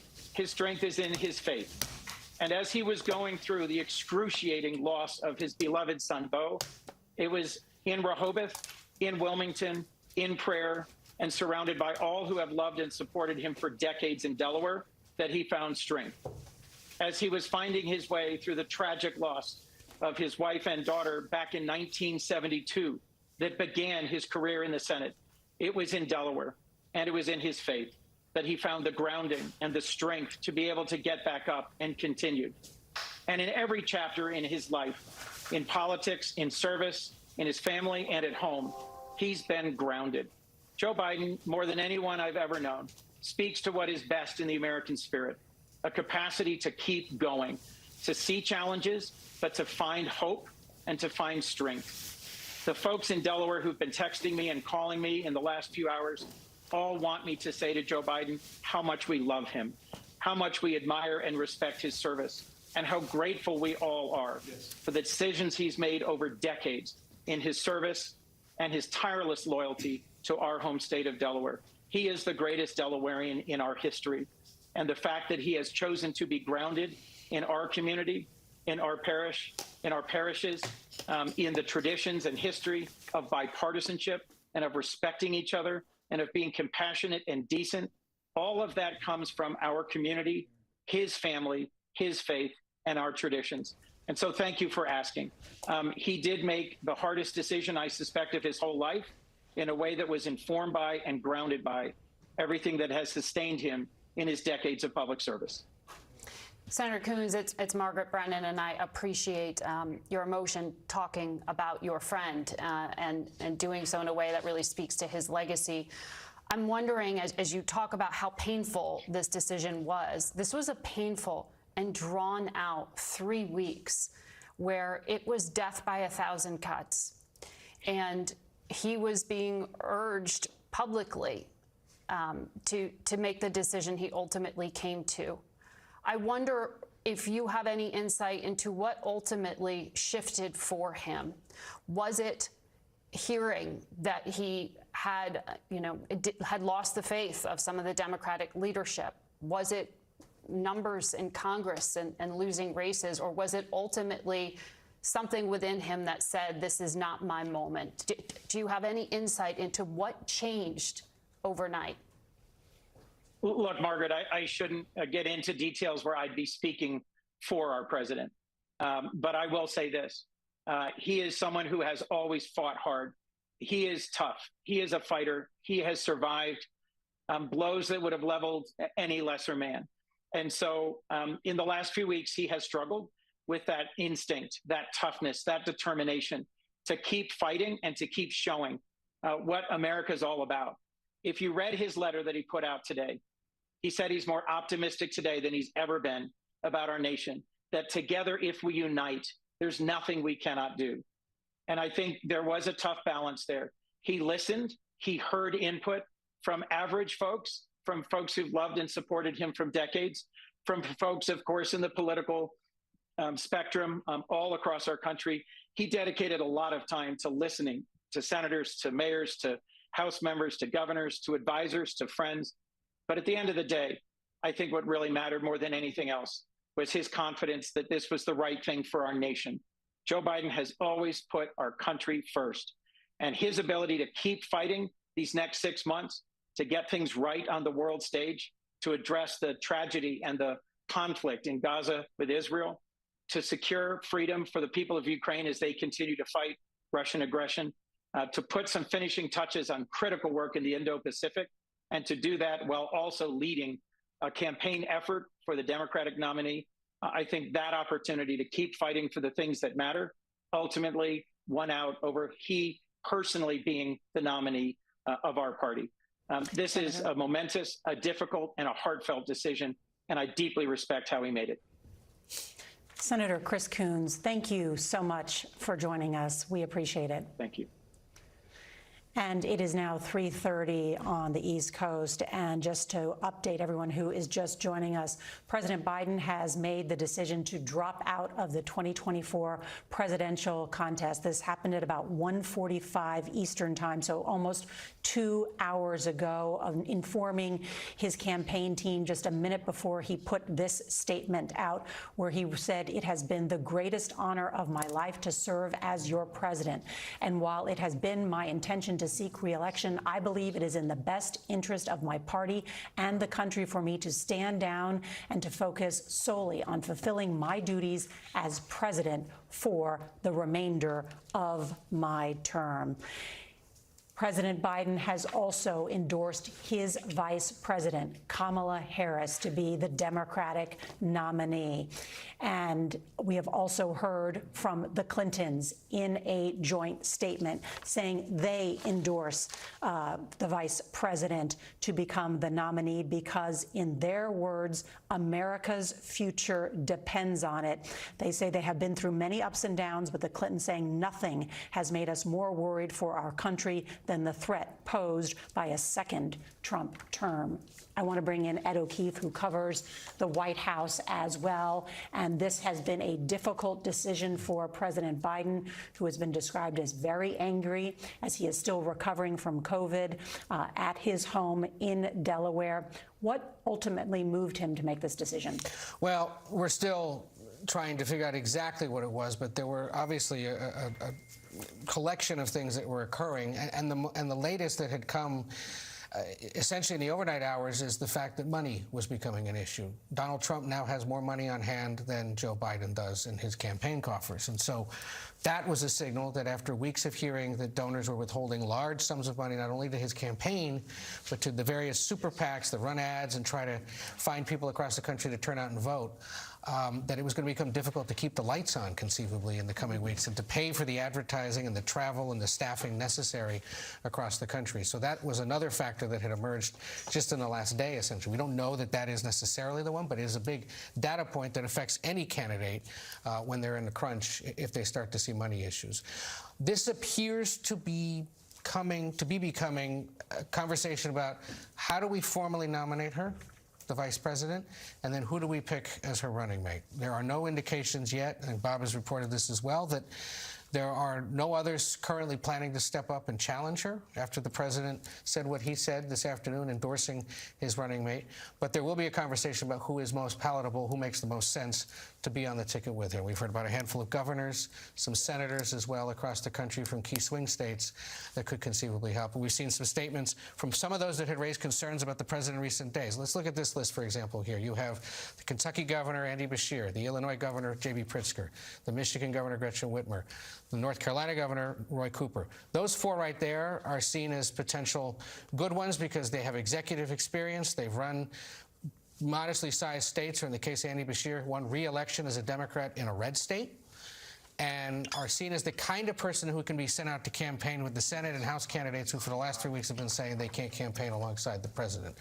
Others on that list, Mark Kelly from Arizona would be an interesting pick, the former astronaut from a swing state. There's a Democratic governor who could replace him, what might deliver a much-needed battleground state. Those are the kinds of conversations going on right now with Democrats. Well, certainly the same still exists today about that blue wall that the Democrats, assuming that Vice President Kamala Harris could carry the same states that they did in the last election, the most contested ones being the blue wall, giving Pennsylvania, Michigan, Wisconsin, and Governor Josh Shapiro of Pennsylvania very popular in that state and popular with people who voted for Trump. So his name also at the top there. Robert Costa. Nora, I just stepped off set for a few minutes to get calls from a couple of the people closest to President Biden and some fascinating new details to share with you.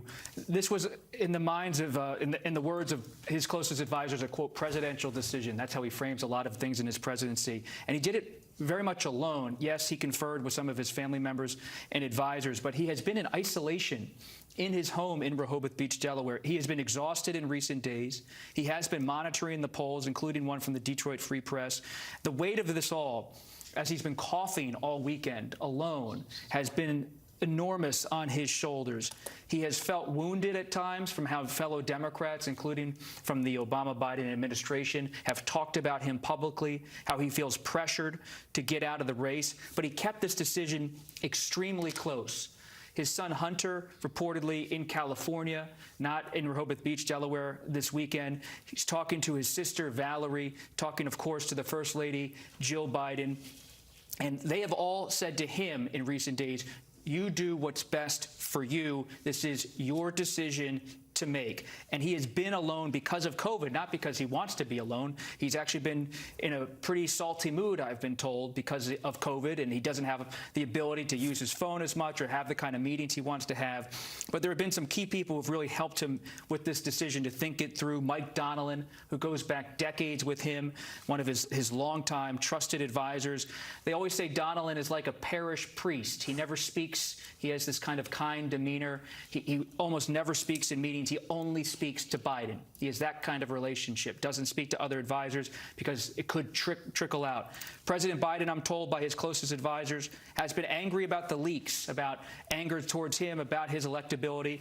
He has also made clear to people privately that Vice President Harris needs to be fully supported. And they're watching in the coming days. Not only does President Biden address the country, but will she address the country in some capacity? Now, it's unusual for a vice president to have a national address, but she could make some sort of major speech that's not formal with the office of the vice presidency, but a political speech to reintroduce herself to the country. And as late as yesterday evening, some of the people closest to Biden still believe the decision was fluid, was being active, that this is something that came together with 3 or 4 people in the last 6 to 12 hours.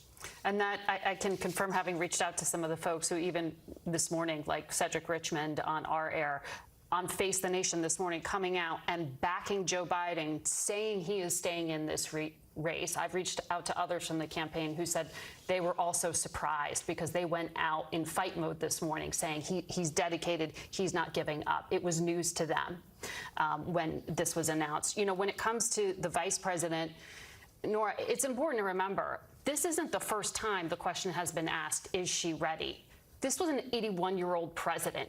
Every single interview Kamala Harris has done, she's been asked, are you ready? Because she was a heartbeat away, and that meant something for an 81-year-old president. I was just looking at my last interview with her, and she said, yes, I am, if necessary, but Joe Biden's going to be fine. That was last September. That's how long we've been talking about Joe Biden's age as a factor in this election and a worry for the electorate.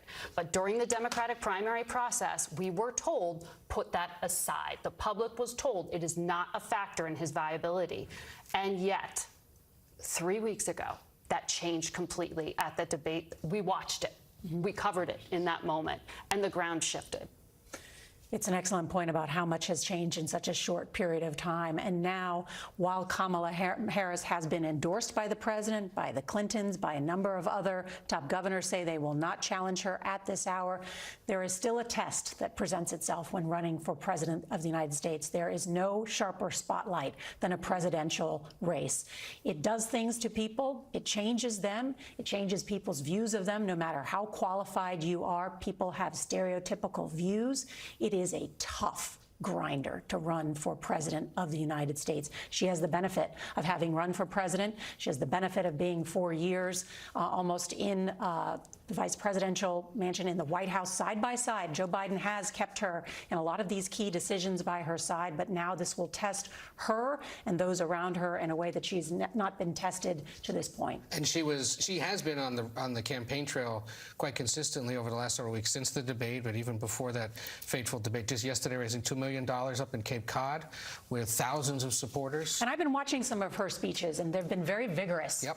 And they have been very tough in terms of taking apart Donald Trump, his second term, Project 2025, which is not associated with the Trump campaign, but there are strong ties between former Trump officials and this Heritage Project, which many people view as a dark turn if that were to become part of a new administration. So she has been at the front of prosecuting the case against Donald Trump, but much of her speeches have not been covered either on local or national news. Well, I've traveled with her in recent weeks on Air Force 2 to see her up close as a political athlete. What's she like? And let me tell you this, based on my reporting, she is not the Kamala Harris we saw in 2020, who was a United States senator, running as a progressive favorite for the presidency. Where did I see her in Philadelphia, Nora? In union halls, meeting with older union leaders, union workers. She's going to the Biden coalition and saying, I'm your voice. The Sean Fains of the world at the UAWs, the Philadelphia labor leaders, the labor leaders and workers in Atlanta, Georgia, these key states. This is someone who is saying, I am going to have a broader reach than everyone believes in American politics. I'm not just this progressive from California. I am someone who has adopted the Biden political playbook, and I'm here to use that to win in 2024. And as the conversation about the vice president continues and we ask the question of what's next and how are things being put together here, the political arm of the Congressional Black Caucus just made it official and is now endorsing her. That gives you a sense of how things are coalescing quite quickly. Earlier this hour, Emily's List, which of course is the organization designed to elect women to political office, also endorsed her. So key elements of the Democratic Party coming under her wing already just within hours of the president's announcement. We also know that there will be a meeting at the top of the 5 p.m. Eastern hour of the Biden campaign and some Democratic National Committee officials to sort of go over what to expect next. We have no word yet on whether we will hear from the vice president today, what her reaction is to all of this, whether she has spoken directly to the president. That's information we're seeking and obviously in hot pursuit of. But it's believed that we will hear from her at some point by the end of today in some form, acknowledging the president's decision and announcing what her intentions are.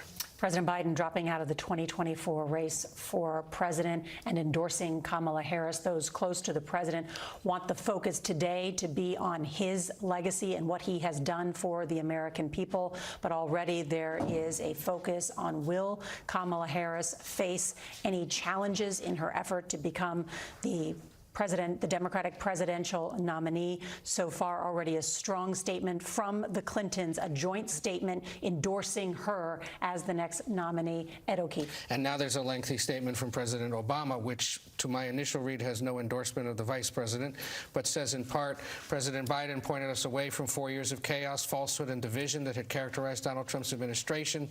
Through his best policies and his example, Joe has reminded us of who we are at our best, a country committed to old-fashioned values like trust and honesty, kindness, and hard work, a country that believes in democracy, rule of law, and accountability. It says later, we will be navigating uncharted waters in the days ahead, but I have extraordinary confidence that the leaders of our party will be able to create a process from which an outstanding nominee emerges. I believe that Joe Biden's vision of a generous, prosperous, and united America that provides opportunity for everyone will be on full display at the Democratic Convention in August, and I expect that every single one of us are prepared to carry that message of hope and progress forward into November and beyond. For now, Michelle and I just want to express our love and gratitude to Joe and Jill for leading us so ably and courageously during these perilous times and for their commitment to the ideals of freedom and equality this country is founded on. No endorsement there of the vice president. So some new information coming to light to CBS News. Everyone now is watching to see how former President Trump handles this. Vice President Harris now likely the Democratic nominee. As we were in Milwaukee for the convention, Nora, who was perhaps the most influential person at that convention? Donald Trump Jr., the former president's son, who helped the former president pick J.D. Vance as his running mate. Donald Trump Jr. just texted me, CBS News, and he said, Kamala Harris, the vice president, owns the entire left-wing policy of President Biden. The only difference is that she is even more liberal and less competent than Joe, which is really saying something. She was put in charge of the border, and we saw the worst invasion of a terrible. He says she failed on the immigration issue. Donald Trump Jr. to CBS News already attacking in a very sharply worded text message to me Vice President Kamala Harris. If this is an indicator, this is going to be rough and tumble like we've never seen it. Not necessarily within the Democratic Party at the Unite, as we keep seeing in the minute by minute in the Democratic Party, but the former president's son, who is one of the most influential Republicans in the country, close to Tucker Carlson, close to his father, close to all these senators and governors, he is already attacking. Vice President Harris says she owns the entire policy of President Biden, even more liberal, and he's saying she's not competent. Oh, I remember the 2020 Republican National Convention, not the one we had last week, but in 2020, and the attacks against Kamala Harris then were very, very personal. Yes. They continue to be, and they were very tough on her record. And I can imagine that they are refreshing that playbook. I can only imagine that. And a woman at the top of the ticket will take slings and arrows that a male candidate won't. That's just a fact, and we know it. So they're looking at the vice presidential candidate carefully. I will say, Bob, you know, even last night, Donald Trump at his rally in Michigan was already taking aim here, talking not just about her, but saying Democrats have problems. They don't even know who their candidate is. He gets the votes, and now they want to take it away. That's democracy. They talk about democracy. Let's take it away from him. He was arguing that Democrats are undermining the democratic process by cutting the legs out from underneath their Democratic nominee. Now, in the bigger picture, we've been seeing in our polling this lack of faith, or lack, not just enthusiasm about candidates, but lack of faith in the voting system among younger voters who don't think that that is the way to affect change. Does this switch on the ticket enliven things in a way that gets young voters excited, that restores faith in a process, that enlivens the party in a way that counters what Donald Trump is saying, which is that Democrats are the threat to democracy? Well, that's why the president had to make this decision, is that the conversation had to shift back to the issues, or at least the record of Donald Trump, because the conversation was solely focused on the health of the 81-year-old president and whether or not he would continue his campaign. And as Bob was hearing from Donald Trump Jr., the Trump campaign has now issued a more formal statement laying out how it plans to prosecute the case against the vice president, saying, quote, she's just as much a joke as Biden is. Harris will be even worse for the people of our nation than Joe Biden. She's been the enabler in chief for Crooked Joe this entire time. They own each other's records, and there is no distance between the two. Harris must defend the failed Biden administration and her liberal weak on crime record in California, the Trump campaign argues, in essence saying, here's how we're going to take her on, in essence saying, his administration, hers administration, we're just going to keep running the race against them in their record. You know, it's a signal that, and we know in recent days there's been concerns with how to prosecute the case against her, but for now at least it looks like they just want to be consistent and say her record is his record. All right, Ed O'Keefe, thank you. I want to bring in now Democratic Senator Amy Klobuchar from Minnesota. Senator, good to see you. Thank you so much for joining us. Thank you. First, your reaction. Did you think it was a good decision for President Biden to not seek re-election? I did. I will say that President Biden took the honorable path today, and he did it for all the right reasons. He did it because he knows that our democracy is on the line. He has such a record to be proud of, everything from the infrastructure bill everyone always talked about, to taking on the pharmaceutical companies, to bringing the world together and strengthening NATO, to bringing back the rule of law and putting in Ketanji Brown Jackson on the Supreme Court. And my heart goes out to him and his family and everything they've done for their country. But he took the honorable path today. And Senator, are you endorsing Kamala Harris, the vice president, to be the next Democratic nominee?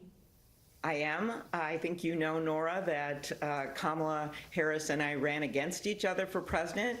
And what I learned from that experience was that, one, she's an incredibly strong leader who will bring to this office and to this campaign the receipts. She, along with President Biden, got our nation through this pandemic. We've seen record job increases. She is someone that knows the work, knows the job. And I also know her as a good person. I actually got to be better friends of hers when we ran against each other than we just knew each other more casually in the Senate. So I'm very excited about this. I heard you talking ahead of time about, you know, what this is going to do for the ticket. I think this is going to be an incredible shot in the arm in terms of there's going to be a lot of excitement, and I can't wait to get started. President Biden endorsing his vice president, the Clintons in a joint statement endorsing the vice president, President Barack Obama issuing a statement, but he did not endorse her, instead talking about the legacy of Joe Biden, his former vice president. Senator, do you expect there to be any challenge to Kamala Harris in acquiring the Democratic nomination? You know, I don't know that right now, Nora. There could be. This is a democracy, and our party has always been a big tent party. We bring people in. That's the way President Biden and Kamala Harris went on to win the White House. And I think the important thing right now is there's going to be such a clear contrast between these two leaders. You have Kamala Harris, the former prosecutor, someone who is going to stand up for a woman's right to make her own decision about her health care. Then you have Donald Trump, who has been, convicted and who has faced multiple indictments. At the same time, his views on freedom, when you look at his position, he said in a video that he was proudly the person to overturn Roe v. Wade and to put those judges in place.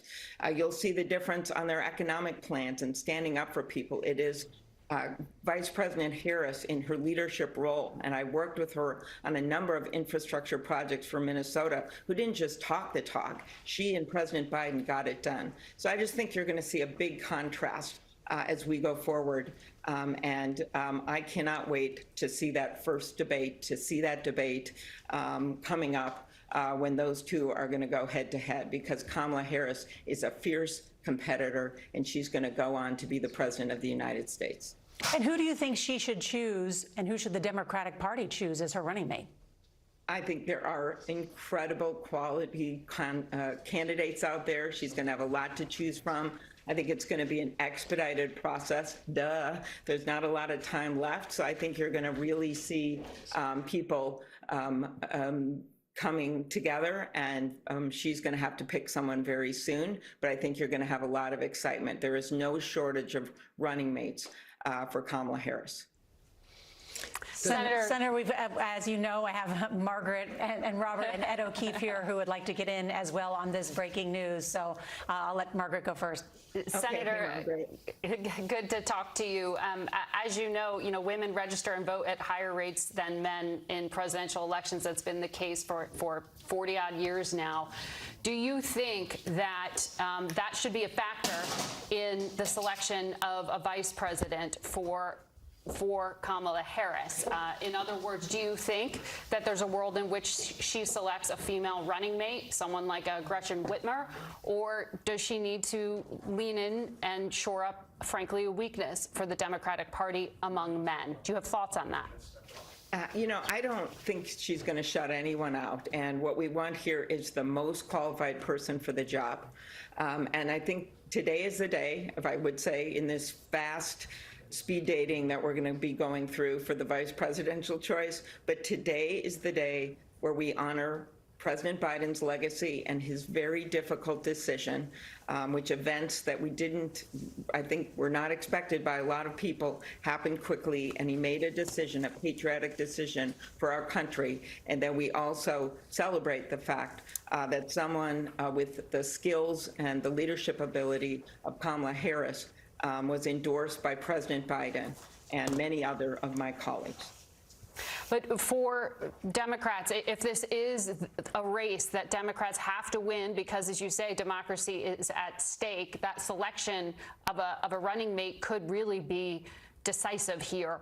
And certainly with the vice president, she has been able to talk about reproductive health care in a really strong way. She has talked certainly about some other issues like that. And I wonder what you think is needed to complete the ticket. Are there qualities, are there topics, are there issues that you think could shift the tide? Because as you know, in our polling, Donald Trump is ahead, whether it's Kamala Harris or Joe Biden. Well aware, but it's a very close race, and I think you know that. Now we're going to have a whole new game, an entirely new ticket. And I think, again, you want to have someone for this job that, one, she trusts. We know how important that is, how good presidents and vice presidents of both parties have worked together in the past. Number two, you want to have someone who knows how to govern, who could step into the job. Number three, you want to have someone that brings other skills to the office. And I think any of the names that have been thrown out there, I'm not going to start naming names because there's so many of them, could well fit that description. So I believe sometimes you have a situation for some reason in our national politics where it is really hard to find someone. She's got a lot of great choices. Senator Klobuchar, Bob Costa Some of your colleagues came out publicly against President Biden. There was a pressure campaign, not just behind the scenes, but Senator Tester, Senator Brown, and others, among many House members, came out. Do you believe that was an appropriate decision by your colleagues to take those public stands against the president? Because many of President Biden's allies tell me this afternoon, Senator, that many of the Democrats in the Senate and in the House effectively put him in a corner, that he was forced to make this decision. And while many are being positive at this moment about that they believe a ticket can now be strong and beat former President Trump, there's a lot of bitterness toward how some people in Congress handled this and forced President Biden's hand in the views of his closest advisors. Can you speak to that, about what Democratic senators were up to publicly and behind the scenes to force this to happen, and any role you might have played, whether tangential or not? You know, everyone makes their own decisions about how they handle things. And what I'd say, I'm sure there's bitterness. I'm sure there's hard feelings. But you know what? We don't have time for that right now. It doesn't matter who talked behind the scenes and who said this and how they divided, what words they used, when did they call someone. There is no time for that right now. Because to me, the main goal here is to make sure that we have a president that respects the rule of law, that's going to stand up for working people in this country, and is going to lead our nation on the world stage. And so I don't think we're going to have time, and maybe it's a matter of time. I'm sure books will be written, Bob, on this entire few weeks in history. But right now, we can't look back. We can only look forward. And Senator, one more question from Ed O'Keefe. Well, you've kind of laid this out, Senator, but if you get approached by somebody back home in the Twin Cities there in the next few days, and they say, I don't know enough about her. I don't think that she's qualified to do this. She hasn't been out there as much. She, you know, the memes about her on social media are basically all I ever see. What do you tell them? Why is she capable of being Commander-in-Chief of the United States of America? Well, for me, I start with where she started. She started as a prosecutor. That's a hard job. You've got to make decisions. You've got to take on very difficult cases. Your main goal is to make sure people are safe, and that's one of the main goals of government. That's how she started in politics. I then go to her term as a senator, where she was a fierce advocate for justice and for the people of this country.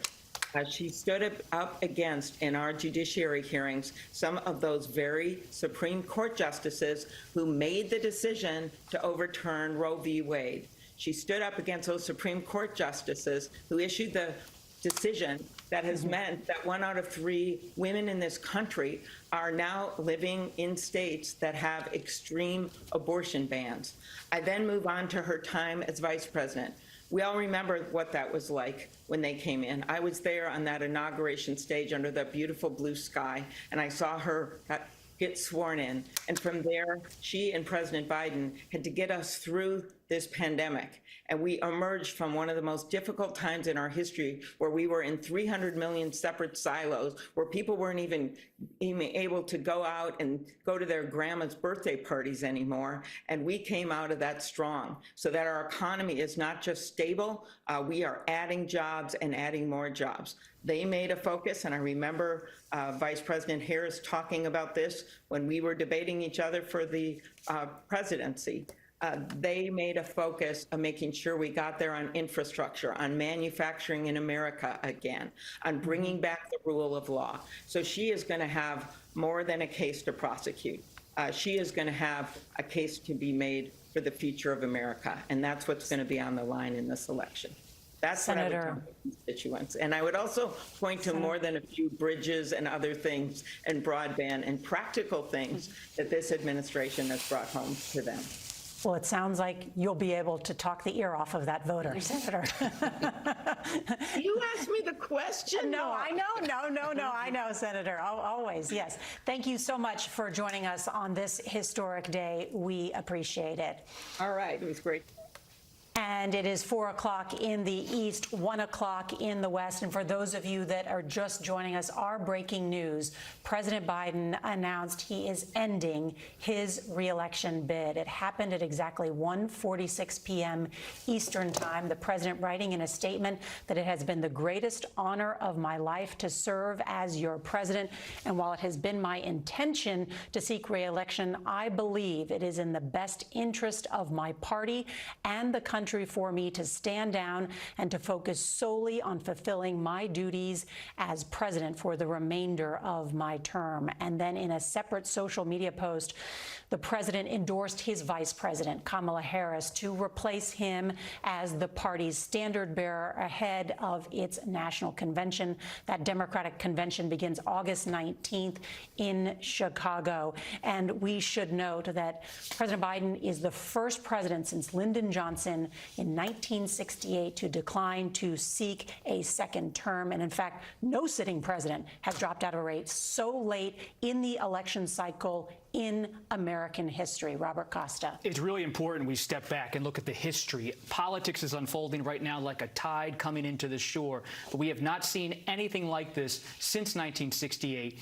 When Lyndon Johnson decided to not seek the Democratic nomination, the date was March 31st, 1968. We are now in the hot summer of American politics after the Republican National Convention, just weeks before the Democratic Convention in Chicago in August. And this is a time that is so tumultuous in presidential history. In August 1974, Richard Nixon resigns the presidency. And now we will remember in books and histories to come that in July of 2024, President Joe Biden, alone in Delaware with just a few staffers and family members, decided to not seek the Democratic nomination as he looked out at the beach in Rehoboth Beach, Delaware. It's a seismic, shocking moment. Everything is in motion now for Vice President Harris.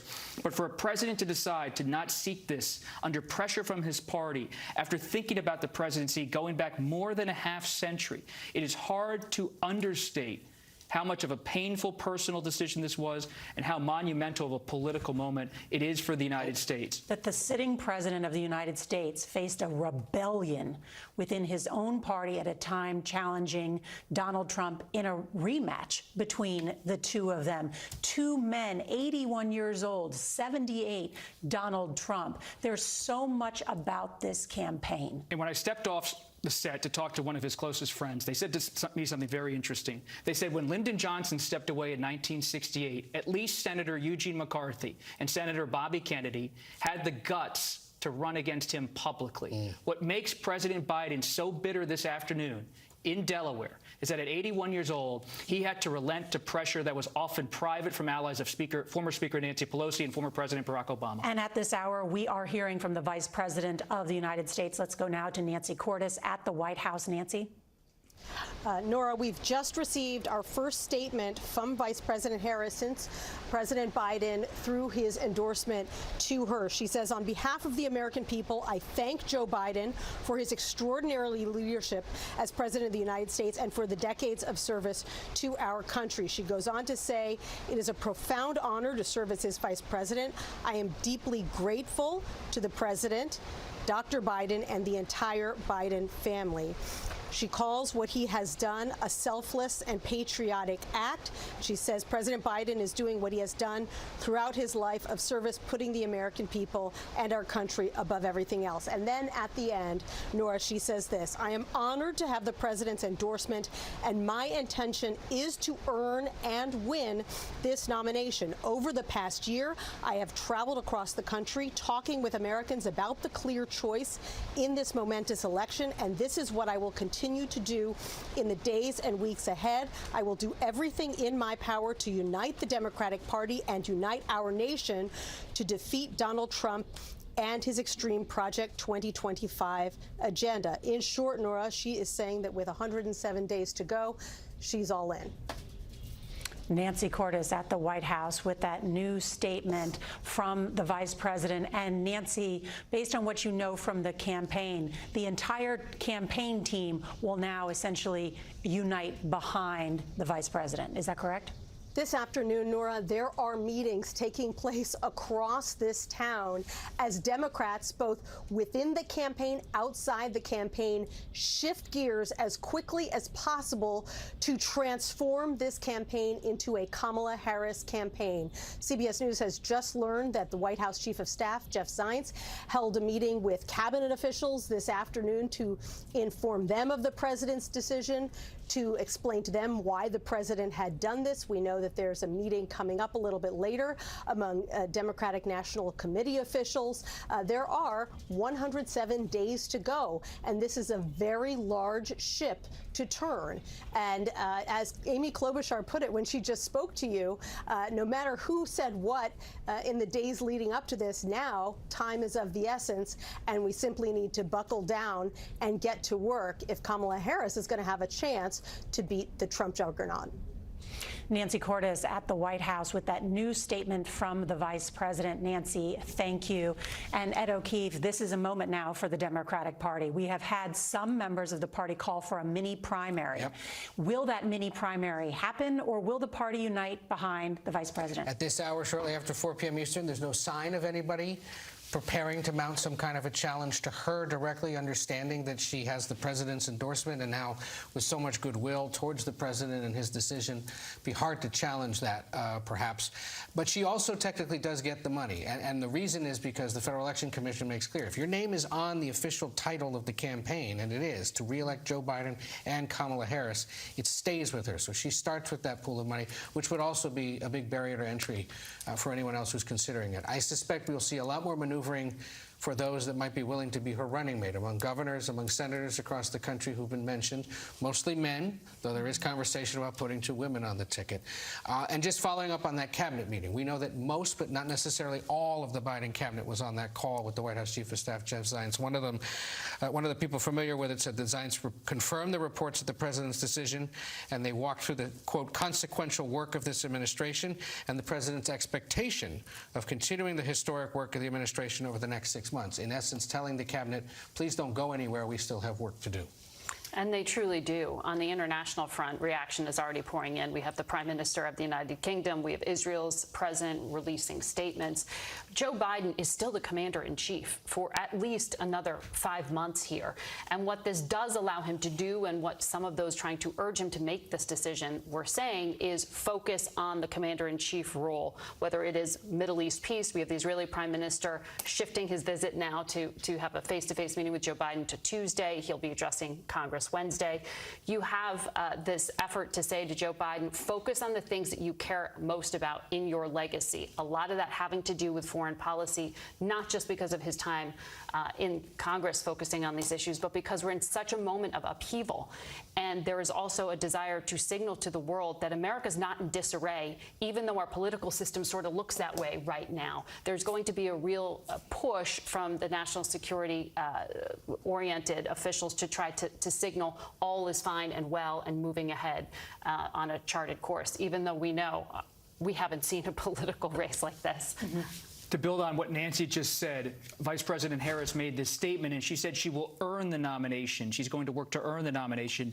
And we have new reporting that she will have to do some work to earn the nomination. Senator Peter Welch, a Democrat of Vermont, just issued a statement moments ago saying, I am confident in our ability to win and beat former President Trump, but our party has many capable, proven leaders, Vice President Harris among them. We have a deep bench who we should consider. So not everyone in this wave of solidarity behind Vice President Harris is offering their immediate endorsement. So she will have some work to do, at least in the United States Senate. Not everyone is echoing what Senator Klobuchar told you. Senator Welch, not from a battleground state, from the state of Vermont.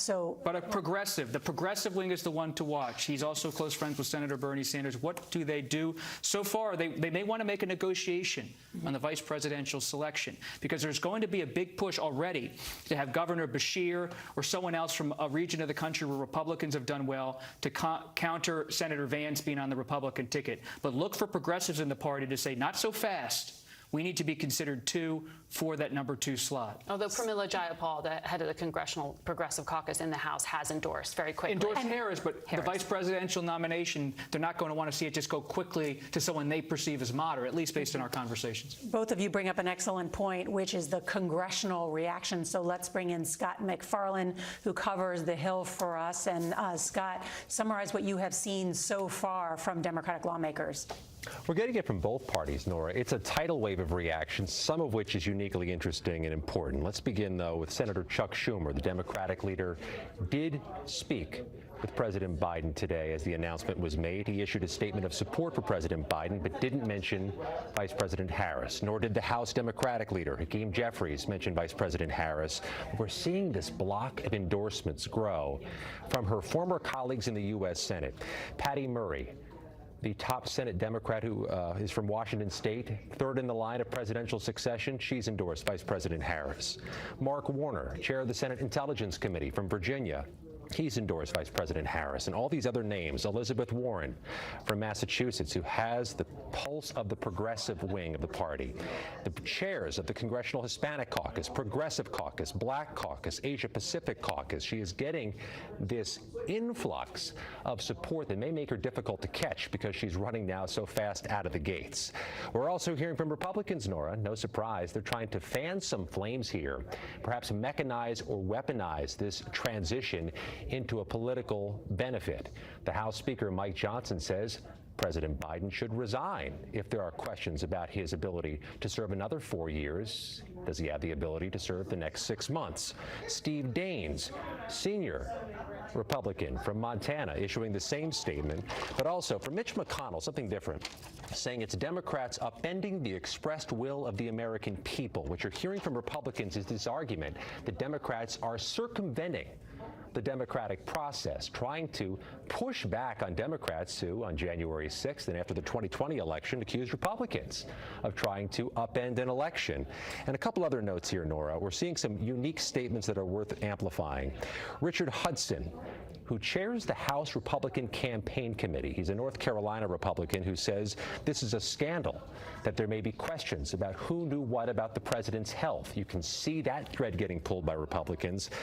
And the Wisconsin Democrat, progressive Mark Pocan, who appeared July 5th, side by side with the president at a rally in Madison, Wisconsin, trying to reinvigorate the Biden campaign after that debate, issued a statement saying it's time for the Republicans to talk about the future of their candidate, Donald Trump. All right, Scott McFarlane, thank you.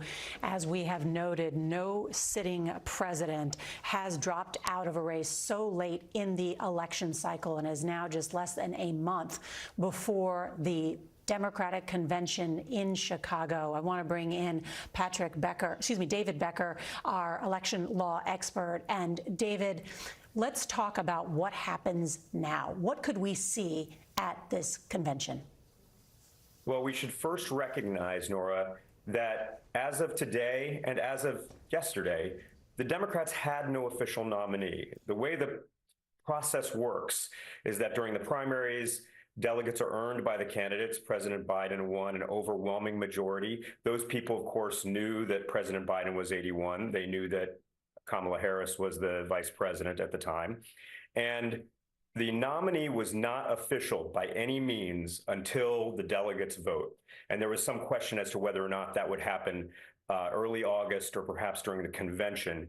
In either case, that delegate selection of the nominee would have made it official, and only then does the Democratic Party's nominee go on to any particular state's ballot. That was also true for, of course, the Republican Party up until last week when former President Trump officially received the nomination. As we currently stand now, there is no state in the country that, so long as the Democrats select their nominee and the vice presidential running mate by that point in time, the second to last week in August, there is no legal or practical issue with that ticket appearing on the ballot in any state. So what we'll see over the course of the next few weeks, of course, is there might be some political wrangling here and there to see where that ticket comes out. But there will be nominees selected at some point in August by the Democratic Party, and they will appear on the ballot in every one of those 50 states. Ed O'Keefe has a question. I just want you to underscore what you just said there, David. You, in your view, in your studied view of election law, there is no reason to believe any legal challenge could come to the Democratic ticket because they're not going to miss any deadlines that would put them on the ballot? That's exactly what I'm saying, and I think I want everyone to think about this a little more clearly. I expect there might be some frivolous claims brought, but what those claims would essentially be saying is that some other party would be claiming that they can force the Democratic Party to pick someone as their nominee that has decided not to serve as the nominee or president. There's no legal basis for this whatsoever. And in fact, if this were applied in any particular states, I want to hearken back to the Colorado disqualification case earlier this year, where the Trump campaign and Donald Trump argued that you could not give a state the power to remove a candidate from the ballot because that would create this patchwork of laws and affect the outcome. And all 9 justices agreed with that. They said it was not appropriate for a single state to act in such a way. In that case, it was with regard to the 14th Amendment and the possible insurrection that Donald Trump had incited. But it would be a real problem to allow any state to affect the outcome of the election by refusing to put a duly nominated candidate on the ballot. But you agree that there's a good chance there might be someone out there or some entity out there that tries to challenge the legality of them changing their ticket this late, right? I mean, we've certainly heard from some groups and individuals that made that claim in advance, and we've certainly seen that there's no bar to people apparently being willing to bring frivolous litigation. However, I am about as close as I can be 100% confident that that litigation will be quickly disposed of, that there is a very strong legal ethical value in allowing the parties under the United States Constitution to select their nominees by whatever process they have. This is the process the Democratic Party has laid out. If a presumptive nominee is unable or is unwilling to serve as a candidate, and that happens before the convention, the delegates can then select their nominee, but there is no nominee right now, and there was no nominee yesterday, and there won't be a nominee until the delegates vote, presumably in August. David Becker, our election law expert, always great to have you. Thank you so much. Let's bring in Joel Payne. He is a CBS News political contributor and Democratic strategist. And Joel, I know you are speaking with fellow Democrats who are involved in this campaign. Tell me what they are saying. Do you expect that the party will unite behind the vice president, or will there be a challenge in some sort of mini primary or some sort of contested contest at the convention? Well, the early indications are that there's a lot of momentum to rally behind Vice President Harris, as you've seen from some of the statements. There have been some statements that have notably not talked about a Harris endorsement, President Obama's statement for one, Speaker Emerita Pelosi for another, and others. One thing I have talked to some folks about is whether or not that is, and I think Bob might have mentioned this earlier, might be a way for some of those folks to keep their powder dry and maybe to negotiate an agenda or negotiate a direction of what the Harris agenda might look like, similar to what Bernie Sanders and Alexandria Ocasio-Cortez did recently with President Biden as he was going through this tough, tumultuous political period. So it might not be that those folks won't be there in the end. It might just be that those folks are keeping their powder dry. And I'm talking to some Democrats about that. But more broadly, I just think that the Democratic Party was in a very tense mood over the last month. And I think the fact that this is finally out is a giant sigh of relief for those in the party who can now get along with the business of figuring out how to unite and figuring out how to come together in time for a convention that is less than a month away and a very consequential, important election that the Democrats are looking at this fall, where they are behind. And whatever you think of Vice President Harris, she is behind. If she is the front runner on the Democratic side, she is behind in this race, and she has a lot of work to do, be it fundraising, be it uniting the party. Donald Trump certainly enters convention season and exits convention season ahead in this race, and Democrats know they have a lot of work ahead of them. Joel Payne, always good to talk to you. Thank you so much.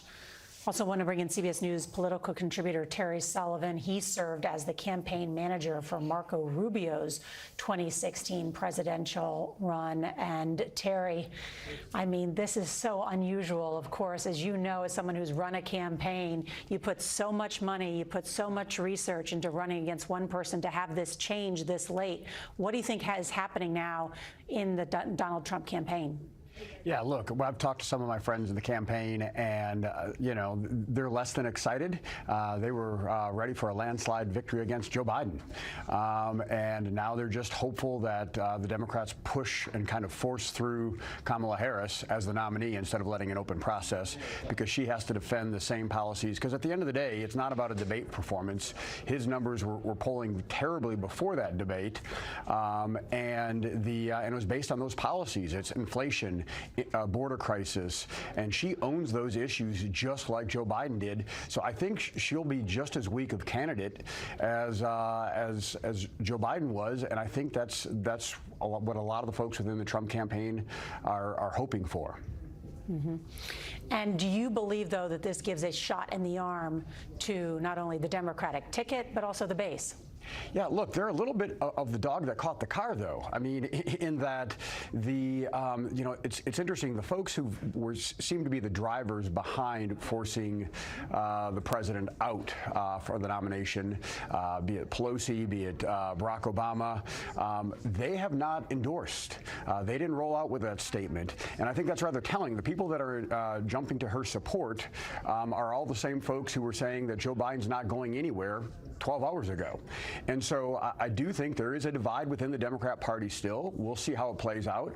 Are they all going to rally behind Kamala? Or is it going to be just as split as it has been? It's not like they're going to suddenly coalesce and come together after the infighting they've been having publicly for the last 3-4 weeks. Terry Sullivan, thank you so much. I want to bring in presidential historian and CBS News contributor Douglas Brinkley, who is with us. And Douglas, put this in historical perspective.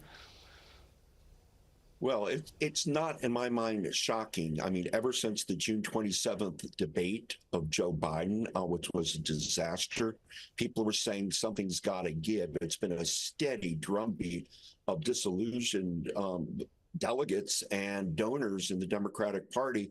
But I think things started escalating after each performance President Biden did. He didn't seem to be up to snuff. I know it seems minor when you happen to make a mistake of calling, switching out Zelensky and Putin. But when Biden did that at NATO, the media culture that we live in will keep reinforcing it. So people remember Biden at the very end here did the right thing getting out. Kamala Harris is his. He had the bravery in 2020 to choose her. They had won 80 million people were for Biden Harris. Now it's going to be Harris with Joe Biden serving as her coach. And all of the delegates that Biden have, if Joe Biden, all the love I've been hearing on your show from Senator Coons and, Klobuchar and others who have loved Joe Biden, well, they've got they follow what Biden would like them to do and get 100% behind Kamala Harris. And as you mentioned, I believe, Nora, I mean, it is grueling on the campaign trail, as Nora said a little bit ago, just grueling. And there was no way President Biden could do 7 speeches a day. This was not going to be staying in the White House or Camp David or Rehoboth. You can't do a lockdown. We're not in COVID lockdown. You can't run like that. So in the end, you did need somebody with more vigor and more energy. And Vice President Harris has shown that, not just here at home, but she's been at 21 countries abroad. And yet she's not known by a lot of Americans. So there'll be a new excitement of this notion of the prosecutor going against the felon. That's how the Harris Biden team are going to position her. And then on CBS News, you'll be showing, I tell you, you will be a lot, the clips of Senator Harris when she went after Kavanaugh and then went after Barr on women's reproductive rights. Both Donald Trump and Joe Biden have been ham-fisted on that issue. It is the forte of Kamala Harris, and that now is going to, I think, rise to being a leading issue for the Democratic Party as we turn into August. David, do you think age will continue to be an issue? I'm sorry, Douglas. Do you think age will continue to be an issue and it's turned against Donald Trump? And the reason I ask that is something you just said made me think about that. You said, Joe Biden couldn't go out and do 7 campaign events a day. But Donald Trump hasn't been doing 7 campaign events a day. He's been doing 1 event a day. And probably in one of the few attacks that Joe Biden made well and landed a joke, he said, well, Donald Trump usually does 1 event a day and then spends the rest of the day riding around in his golf cart and actually fills out his scorecard before he hits the ball. So do you think that the Democrats may shift the debate on age? Yes, but remember, Donald Trump has Truth Social. He has his own built-in media infrastructure. So while he's on that golf cart, he's sending out a message every second. And they're controversial ones, so it's not at all what you see, a similarity to what Biden's been able to do. Kamala Harris, though, has to get media enthusiasm, just like J.D. Vance's Hillbilly Elegy went to the very top of the bestseller list after the convention. You're going to see Kamala Harris's memoir, and it's a well done book about her American journey rising to #1.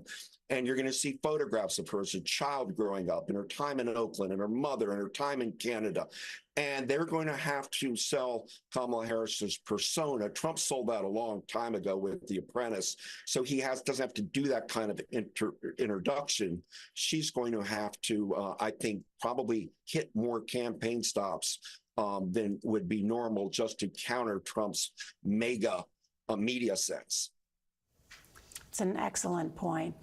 David Brinkley, always good to have you. Douglas Brinkley, as you know, I love Douglas. Of course, my first job in journalism was with David Brinkley, the great David Brinkley, who would love to be here at this moment. So, Douglas, thank you, as always. Thank you.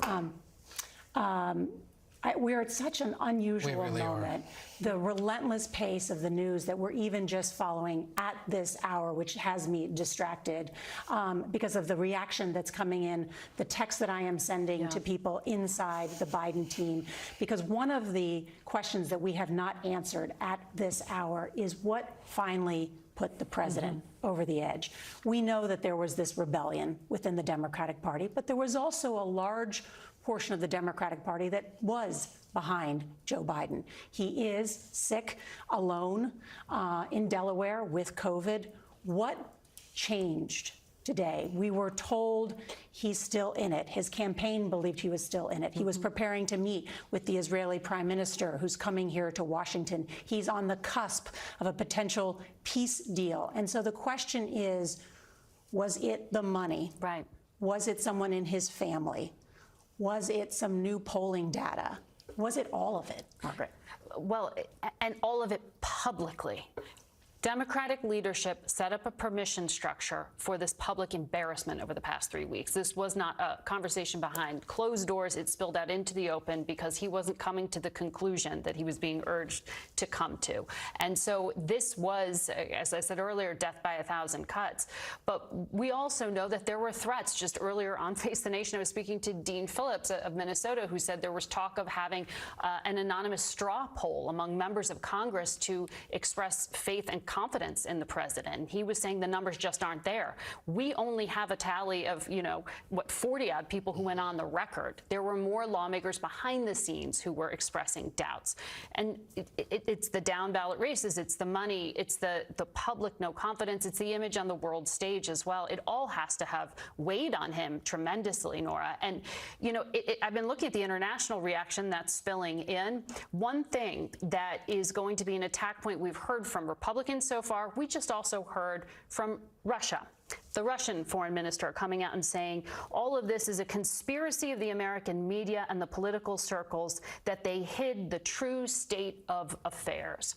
Russia telling Americans this message we've already heard from some Republicans: don't trust your elected leaders. Not only is the system rigged, but they lied to you about the health of the American president.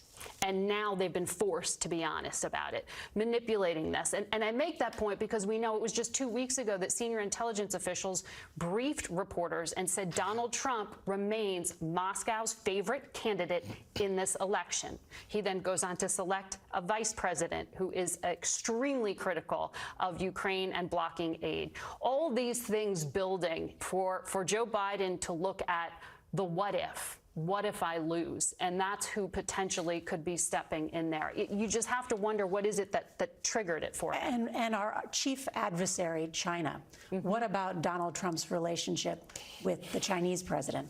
Well, just last night at this rally in Michigan, former President Trump said he had just received a lovely note from Xi Jinping and talked about how he got along so well with some of these strongmen, Xi Jinping, Vladimir Putin, and others. And it's the kind of thing that we know. When you hear Joe Biden, and Ed can recite these stump speeches from memory, I'm sure. What does he always say? I'm the guy that expanded NATO. Yep. I'm the guy that built the coalition up against Russia. There are these things on the international stage in this moment of great uncertainty at home and abroad that matter to him. If he is viewing his presidency in the context of legacy and what it means for the world, that has to weigh on him in this moment as well. A few pieces of news we should convey. We're told that we should not expect the president to be seen the rest of today. He remains in Rehoboth Beach, Delaware. Unclear when he returns to the White House. We know he's still recovering from COVID-19, took his 8th dose of Paxlovid today. The doctor said he's doing much better and is able to continue his presidential duties as he has all weekend long. We now also know that the president and the vice president did speak several times over the course, multiple times earlier today ahead of the announcement that the president wouldn't be seeking the nomination again. We don't know the details of those conversations, but we know they spoke. We also know the vice president, in one of her first political calls after all this, reached out to the head of the Congressional Black Caucus to ask for that group's support, which they have now given. And among others, Congressman Jim Clyburn, the senior lawmaker from South Carolina, the kingmaker of the Biden 2020 campaign, who remains such a close, trusted advisor and sort of spirit animal for the Biden movement, has now endorsed the vice president as well. So that should give you a sense of sort of where at least that wing of the party is headed, even while others may be reserving judgment. And just to put a finer point on that, not only Jim Clyburn, but also the Congressional Black Caucus. Yes. So that's, understandable. She's one of them. They have always said that were anything to ever happen to the president, they'd be with her. But it is a signal to the rest of the party. Lest you forget, the most loyal elements of the Democratic Party are black voters, especially black women, and they expect a black woman to get the respect of the party and to be able to be the nominee. It was a point that Joe Biden tried to make, perhaps not successfully, in his BET interview with Ed Gordon about what he has delivered. The first black woman to the U.S. Supreme Court, the first black defense secretary. He has said that I am your best supporter, the best president in terms of supporting the advancement of black women in the cabinet. Excuse me, black man in the cabinet, black woman to the U.S. Supreme Court. Yeah, and it's across the government. Whether it's cabinet secretaries, whether it's ambassadors that have gotten positions, whether it's other federal district and appeals court judges, he has made a great effort to ensure that people like that, who represent different experiences, professional and otherwise, are put in positions of influence. To this point, I don't know if we have someone waiting to talk to us, but I think we have to dwell on who. Okay, we should do that. Yes, we'll get to this other side. Ed O'Keefe, thank you. And yes, Ed being deferential, as he knows, to the congressman who is waiting, Connecticut Representative Jim Hines. Representative Hines called for President Biden to drop out of the presidential race right after Mr. Biden's NATO press conference, and he is the ranking member of the House Intel Committee. Congressman, good to see you. Thank you for joining us. Let me get your reaction. Well, I think it's not just me. I think it's, an awful lot of my colleagues who are reacting with a combination of relief, elation, and gratitude. Relief that the split in the party, which was painful, as people sort of tried to figure out what to do. As you pointed out, I made my views known some time ago and pretty early. elation, because I think there is a sense now that while we need to work out exactly what the ticket looks like, there's obviously a lot of momentum developing behind the vice president, but elation that I think we are now in the hunt to win this presidency. And then gratitude, of course, to Joe Biden.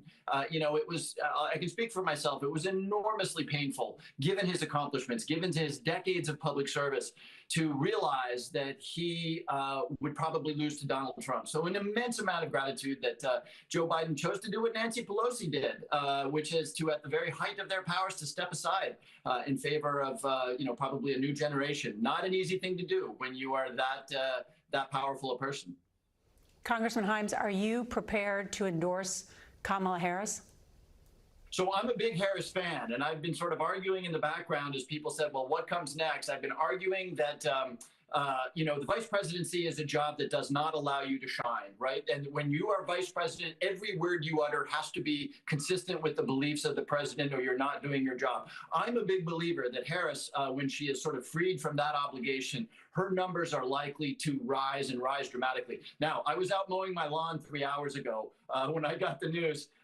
And so I haven't crafted a statement. I haven't sort of checked in with leadership. I do things in concert with my colleagues and that sort of thing. But I can tell you right now that I am a big Harris fan. And I think that Harris at the top of the ticket, an African-American woman, a prosecutor up against a, convicted felon, I could get pretty excited about that ticket. Congressman, thank you. Margaret Brennan is here with me as well. Congressman Himes, I did read a note here from you. You said it's up to us to work as never before to defeat the dark authoritarian vision of Donald Trump. I wonder, in this moment, given your role in the Intelligence Committee, what you think the message is to the world in terms of this upheaval within the American political system and the uncertainty as to the well-being of the commander-in-chief and his ability to continue making decisions in an effective way. Your Republican colleague, Mike Turner, on the Intelligence Committee has called for President Biden to step aside immediately, saying if he can't, make it through the race, that he shouldn't be in the Oval Office now. Yeah, Margaret, I'm very disappointed by that line of thinking. And by the way, I'm going to resist the temptation to ask my Republican colleagues to look at their own candidate, convicted of 34 felony counts, adjudicated sexual abuser and rapist. Don't come pointing at us about the caliber of our candidate. What I will tell you, though, is that this notion that Joe Biden can't complete his term as president is bananas. And as you know, I was one of the early ones out saying that he should step aside. The question is stepping aside is more about, can you beat Donald Trump, and can you then serve 4 more years? That's the president. That's the decision that the president made. So these calls from Republicans for the president to step aside. First of all, I understand why they're angry. They now realize what I realized, which is that there's a good chance that they lose. Earlier in the program, you read the statement by the Russians. The Russians, of course, had a very, very bad day because it looked like Donald Trump and J.D. Vance was going to, we're going to waltz into the Oval Office and stop support for Ukraine. But you know what? I would counsel my Republican friends, look at your own candidate before you start talking about Joe Biden. Congressman Himes, stand by. I just want to go to Robert Costa because he has some new information. He just spoke with Donald Trump on the record. Robert? I just spoke with former President Donald Trump on the phone. I asked the former president about his reaction to the news. He said that it's a shock to the country. It's a shock to the country, but he believes it's good for the country to see President Biden decide to step aside. He believes that President Biden was pressured out of the race. I asked him if he's willing to debate Vice President Harris. He said, I'm not sure she is going to be the Democratic nominee. He's waiting to see how the Democratic race emerges. He has not made any statement, he said, or conclusion about who the Democratic nominee will be, but he is thinking through the race. I asked him, will this change how you proceed with your own presidential campaign? He said, absolutely not. This is about policies. She carries, if she's the nominee or anyone else carries, the Biden record. He said to me in CBS News, he is running against the Biden administration, whether it's Vice President Harris or not. He expressed, in a sense, not sympathy for President Biden in any way, but he, as a political observer, believes that the Democrats took out one of their own with this pressure campaign. And he said that he, at this point, is just waiting to see what emerges in the Democratic Party. He said, I am going to run against what he called the worst presidential administration in history. He believed, in his view, that President Biden's not up for the job. So he said, quote, to CBS News just now, that it's good for the country that he's getting out. But he said this is a total shock to the country to have a president forced out by his own party. And he kept insisting the race continues as is in his view. It's interesting to hear from Donald Trump and that exclusive interview that you just had with him. I wonder, though, how worried the campaign is. Donald Trump ran against a woman, Hillary Clinton, in 2016. It was personal. He called her nasty. He called her a lot of other words. I wonder whether those same types of attacks would work in 2024. There will be a different dynamic running against a black woman. It was evident on my conversation, and it was a conversation, not an exclusive interview. It was a conversation I had with former President Trump on the phone. I called him up. And what's evident to me, I just spoke to Donald Trump Jr. within the last hour on text message and spoke by phone to former President Trump. What this country should be prepared for, based on what I heard from former President Trump, who I've known for many years as a reporter, have covered him extensively. What's on the horizon now is political war. It is going to be rougher than anything we've seen. His tone on the phone, his description of what's coming ahead on the horizon, even though he didn't pledge in any way to debate Vice President Harris, because he kept noting that she's not the nominee formally, so who should he debate? Why should he commit to debating her? When I pressed him on the issue in our conversation. But he kept going on, this is the worst administration. He said he went on his position on immigration, that in his view they have destroyed the border. They need to be held accountable. I'm going to hold whoever runs against me accountable for what's going on at the border. And he went on and on that particular issue.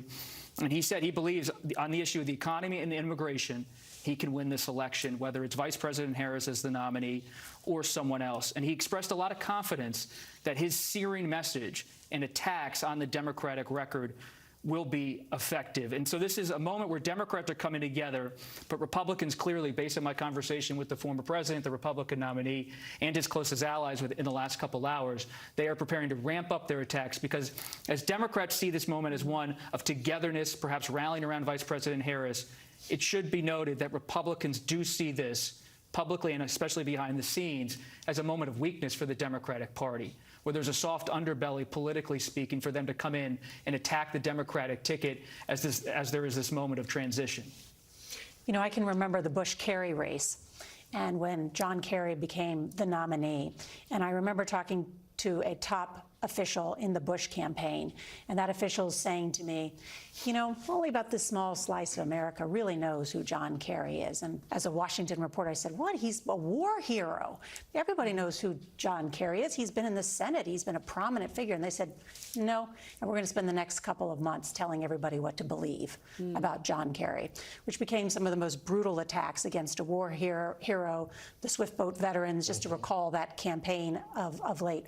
It is true not many people, even though she is the vice president of the United States, know a lot about Kamala Harris. And so will begin what is an effort, as our campaigns are. They are political war, as you said, to paint her in a way from a campaign, the Donald Trump campaign, which is good at this type of political warfare. And they've got a 4-week head start. Yeah. Because you're not going to have a convention for 4 weeks. And if she faces a challenge, she can't go out there and explain herself, and the Trump campaign can. And I want to bring in Congressman Jim Himes, since you've run a number of campaigns yourself. What about that, about what becomes this political war?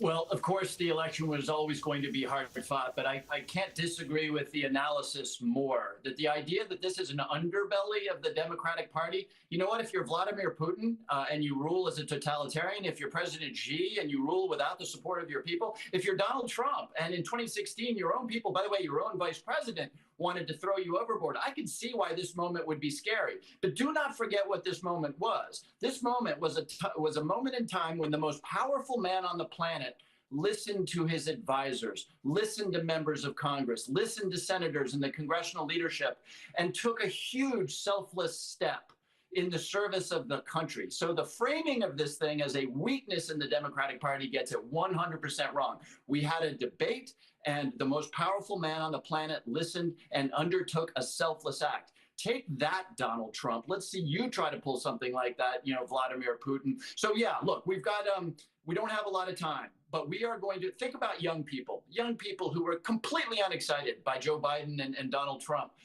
African Americans, we've had a little bit of an issue with African Americans lately. These are things that the vice president, I think, is going to be in a natural position to address. Of course, the campaign matters, and of course, the campaigns are going to be tough. But I'm telling you that Democrats in Congress right now are feeling, and this explains Donald Trump's confusion as well, like we can win this thing. Congressman Himes, it's Margaret Brennan again. For the public, Vice President Harris, she hasn't done a lot of interviews. They're few and far between when she does speak to reporters. She has the experience of being in the Oval Office alongside Joe Biden. You've been in meetings with her. I know she's been engaged on a lot of these key national security issues like Ukraine, certainly with Gaza and the crisis there. I wonder what you would explain to the public in terms of what you've seen about her ability to step into the role as commander-in-chief. Well, remember, that's the definition of the vice president's role, that they are, and that's kind of the one thing they need to be. They need to be ready to assume the office of commander-in-chief in the case of a disaster. I can reflect on my own personal experience. For example, I was with the vice president at the Munich Security Conference. I saw her speech. I spoke with her there. I saw her in bilateral meetings with our allies. She is ready to go. Is Donald Trump and MAGA going to attack her? Of course they are. I think, as my friends in national security say, the attack area on Kamala Harris as a younger woman, former attorney general, former prosecutor, ready to go, is a lot smaller than it was on President Biden, as we all realized after that debate. Congressman Himes, it's Ed O'Keefe is part of the coverage here. You are the top Democrat on the House Intelligence Committee. Your colleague Adam Smith, who's the top Democrat on the Armed Services Committee, also called for the president's step down. Mark Warner, the chairman of the Intelligence Committee, a Democrat of Virginia, was among the earliest to call on him to go. Were you guys seeing something, or were you hearing something from national security and military officials about how the president's processing national security information that led you all to come out and say this? Because it looked like an awfully big coincidence that some of the loudest and earliest voices raising concerns were those of you leading national security committees. Yeah, the answer to your question is absolutely not, and I can't explain why it was. We were 3 of the 30 or so members of Congress and senators who called for it, but it had nothing to do with concern about the president's fitness. Look, I think the president has a very solid domestic record with the infrastructure investments, with the capping of drug prices and Medicare. But foreign policy, though Donald Trump tries to take credit for this, upon the Russian invasion of Ukraine, it was Joe Biden who pushed Europe to really become not just a talking shop in NATO, but actually a capable military operation. And while I've had my frustrations with the president for a little while at the speed with which we have supplied aid to Ukraine, we have made all of the difference. What the president was able to achieve, of course, in avoiding a regional war in the Middle East. You may remember after October 7th, a lot of us worried about a regional war with Hezbollah going to war with Israel. Again, Joe Biden, with the help of the United States ship Eisenhower, stopped that. The investments that have been made in the Indo-PACOM region, buttressing Taiwan, this is a record that gives none of us pause. But there was nothing you were hearing from people at CIA or other intelligence agencies or the Pentagon that said he can't process this anymore, he's too old to do it? Well, first of all, let me be super clear as the ranking member of the Intelligence Committee. If somebody at the CIA or at any of the intelligence agency made a comment to me on the viability of the president, I would be extraordinarily concerned, because it is essential that the intelligence community remain 100% out of politics. But no, the answer to your question is an unconditional, unqualified no. There was never a moment where I thought that the whatever metaphor you want to use, the hand on the wheel or the finger on the trigger was not perfectly capable. Okay. Connecticut Congressman Jim Himes, thank you for jumping in there. Himes, one of the first to call for President Biden to step aside after that NATO press conference where, as we mentioned, the president inverted the names of Zelensky and Putin. But I want to go now up to New York and our colleague John Dickerson, who has been standing by. John Dickerson, we have been tapping into your encyclopedic knowledge of presidential history on too frequent a basis these days. It's hard to believe, John, that it was just a week ago that we were talking about the attempted assassination of the Republican nominee, and now we are talking about a change at the very top of the Democratic ticket. I wonder what your thoughts are about where we are in this moment. Well, the old expression that a week is a lifetime in politics, it feels like the debate on the 27th of June was back in the Middle Ages. The number of things that have changed within the Republican Party and the Democratic Party, but just focused for a moment on the Democratic Party. You know, the Democratic Party was not, there was this push against the sitting president, but there was also a lot of pushing and ripping within the Democratic Party. There were a lot of harsh things being said by those who were responding to the president's debate performance. There were a lot of accusations among rank and file that those who were just sticking with Biden were essentially engaging in the same kind of behavior as the Trump team. When you start making those kinds of accusations, it gets pretty ugly. So that, for the moment, is on pause. The movement to Harris is happening pretty fast. There are a lot of people who haven't spoken out because, as some previously have mentioned, you know, the shop is open a little bit, which is to say when a politician needs your support, you can get things in return.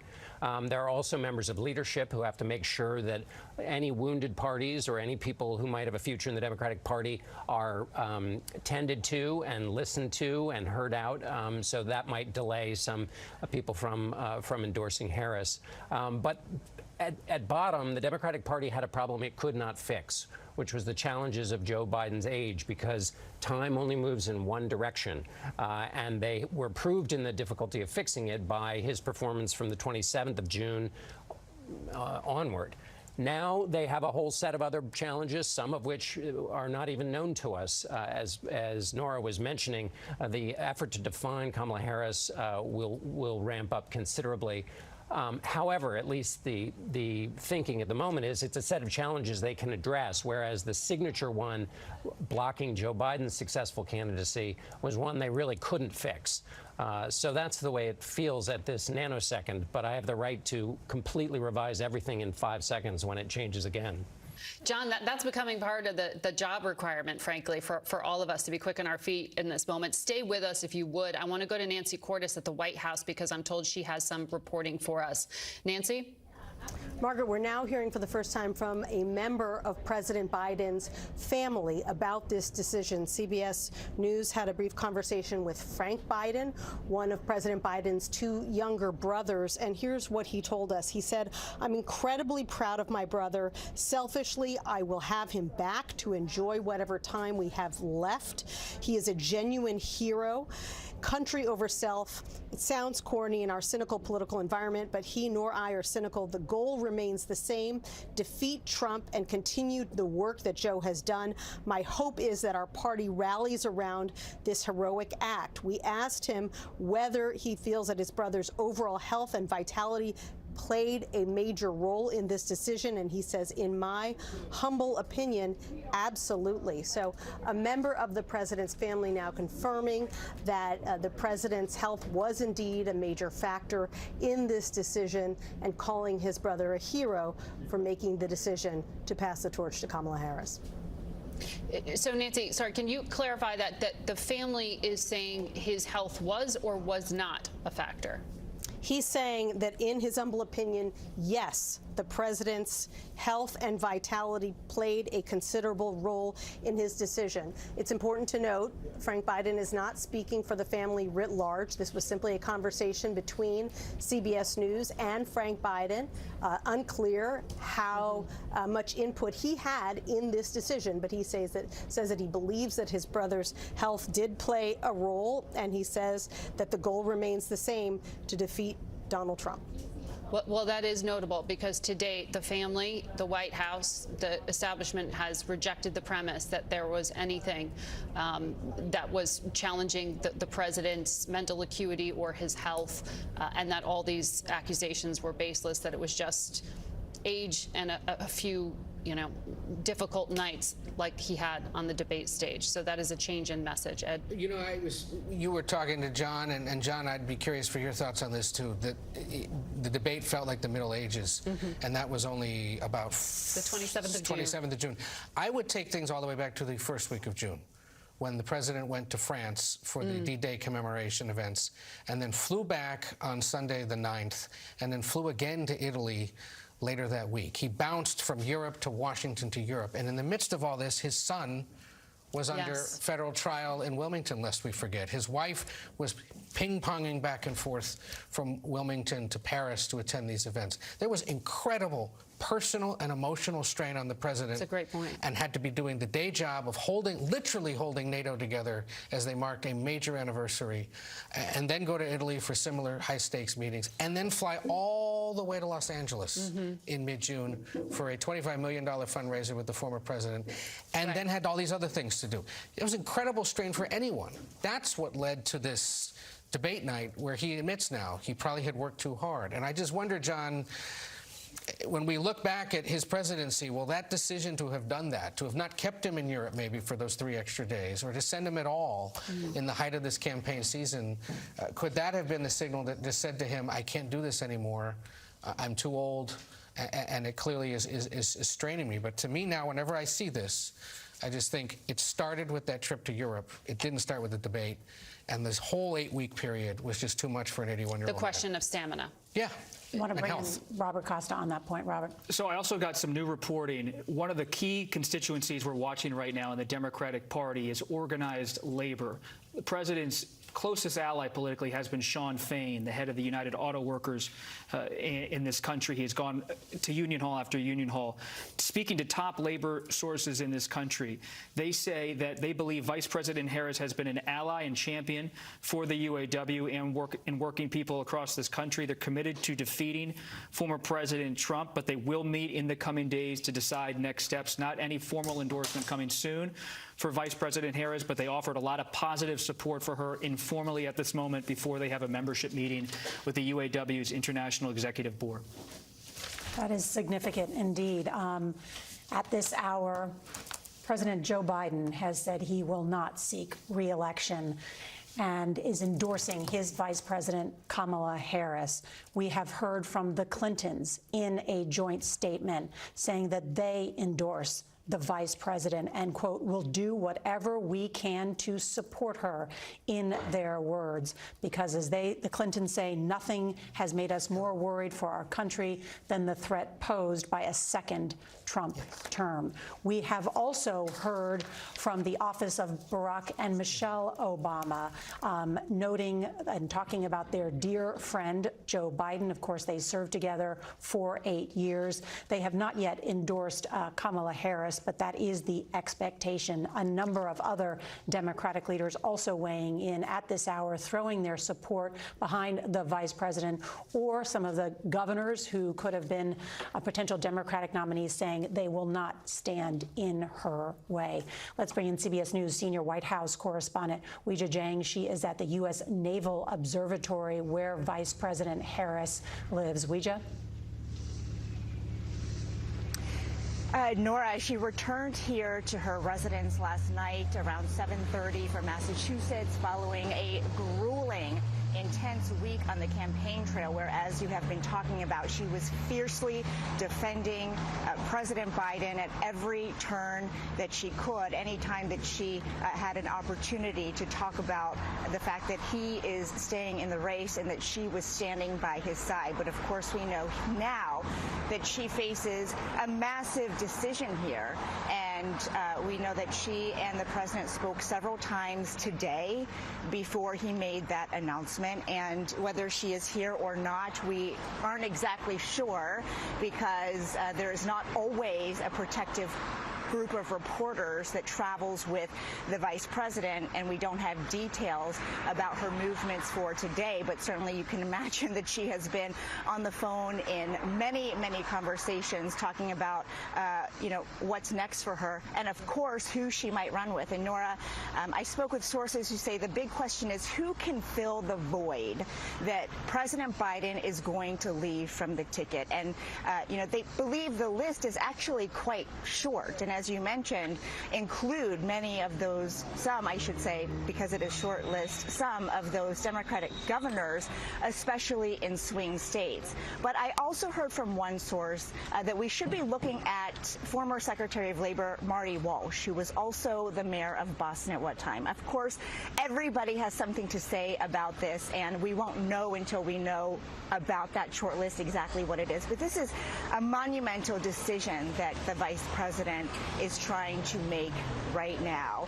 And so, again, she is here, we believe, at her residence in Northwest Washington. We have not seen her on camera today. She has not made any remarks, but of course we do have that lengthy statement talking about her appreciation for the president and how she intends to move forward and, frankly, win this race. Nora?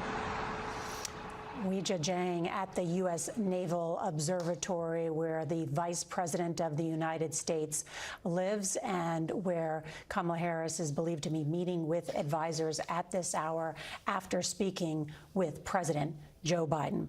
Let's pause now as it is 5 o'clock in the East, 2 in the West.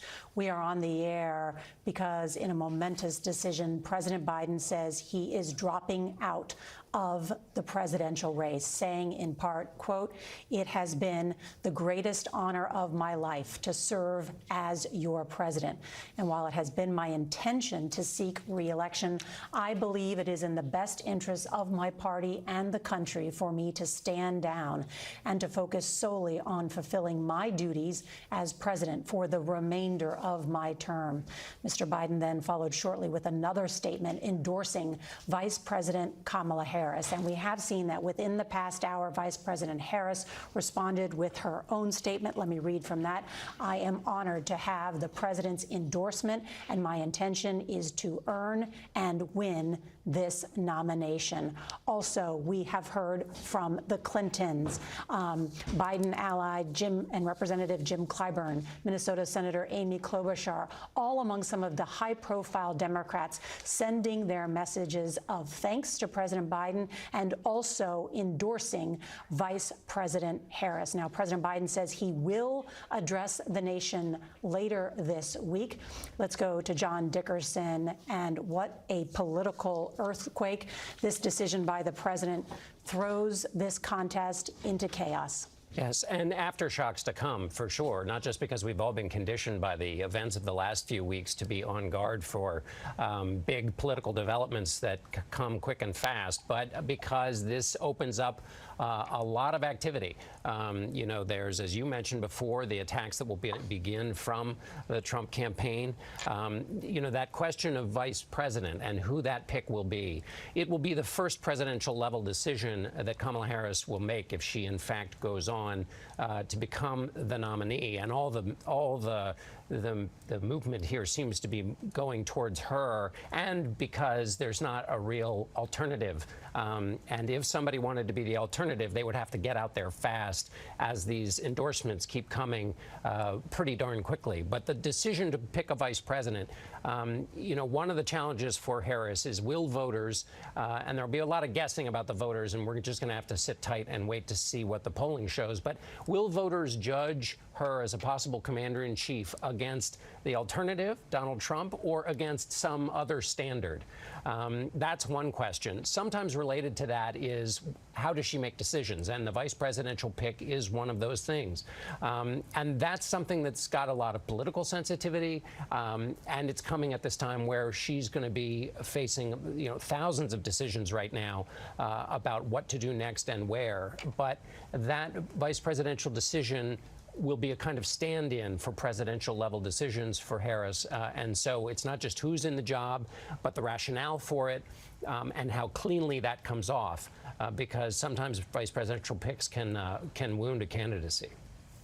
It's an excellent point. John Dickerson, thank you. Want to bring in Robert Costa for reaction from the Republican side. And I know you spoke with former President Donald Trump.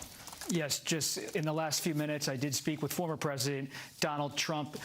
A quiet weekend where former President Trump, Nora, you and I are golf fans, watched the British Open earlier today. It was going to be a quiet day of golf for many golf fans around the country. One of them is former President Trump. Well, he did react to the news, to CBS News, in a conversation, and he said that this was a shock to the country.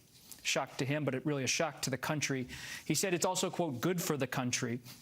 He believes that Vice President Harris is probably going to be his opponent, but he made no commitment to debate her at this time, citing his belief that she might not end up as the Democratic nominee. He said he is going to wait and see how the Democratic nomination unfolds, and then he will make a final decision about whether he will debate the Democratic nominee. Our reporting shows the Democrats consolidating around Harris, but not every single one of them at this time. When I asked him about the campaign, I said, how does this change everything? You're now not running against President Biden. He said that's absolutely not right. He said he is running, in his view, against the Biden administration, and he said he's running against their record. He called it the worst presidency in history, and he believes that he can run against President Biden's record and policies and win a large electoral victory this November. Robert Costa with that new development. Thank you. Want to bring in Ed O'Keefe, who covers the White House and the campaign. What are you learning? A few things. It's now officially the Harris campaign for president. The paperwork has been amended with the Federal Election Commission just in the last little bit here. It's now the principal candidate is Kamala Harris, and she's seeking the presidency according to this. The lawyers move quickly. They did. The Harris Victory Fund is among the joint accounts that have been established, and a few other things as well. So her name is now there. The president's has been removed. We know they spoke several times earlier today after he made this decision and started telling people. We are not expected to see the vice president today, I am told. That could always change, but the current plan is to not see her, and we'll wait to see when and if we see her tomorrow in some form. Can I build on Ed's excellent reporting for a moment? I'm hearing from top Democratic sources that the next 72 hours are critical for Vice President Harris.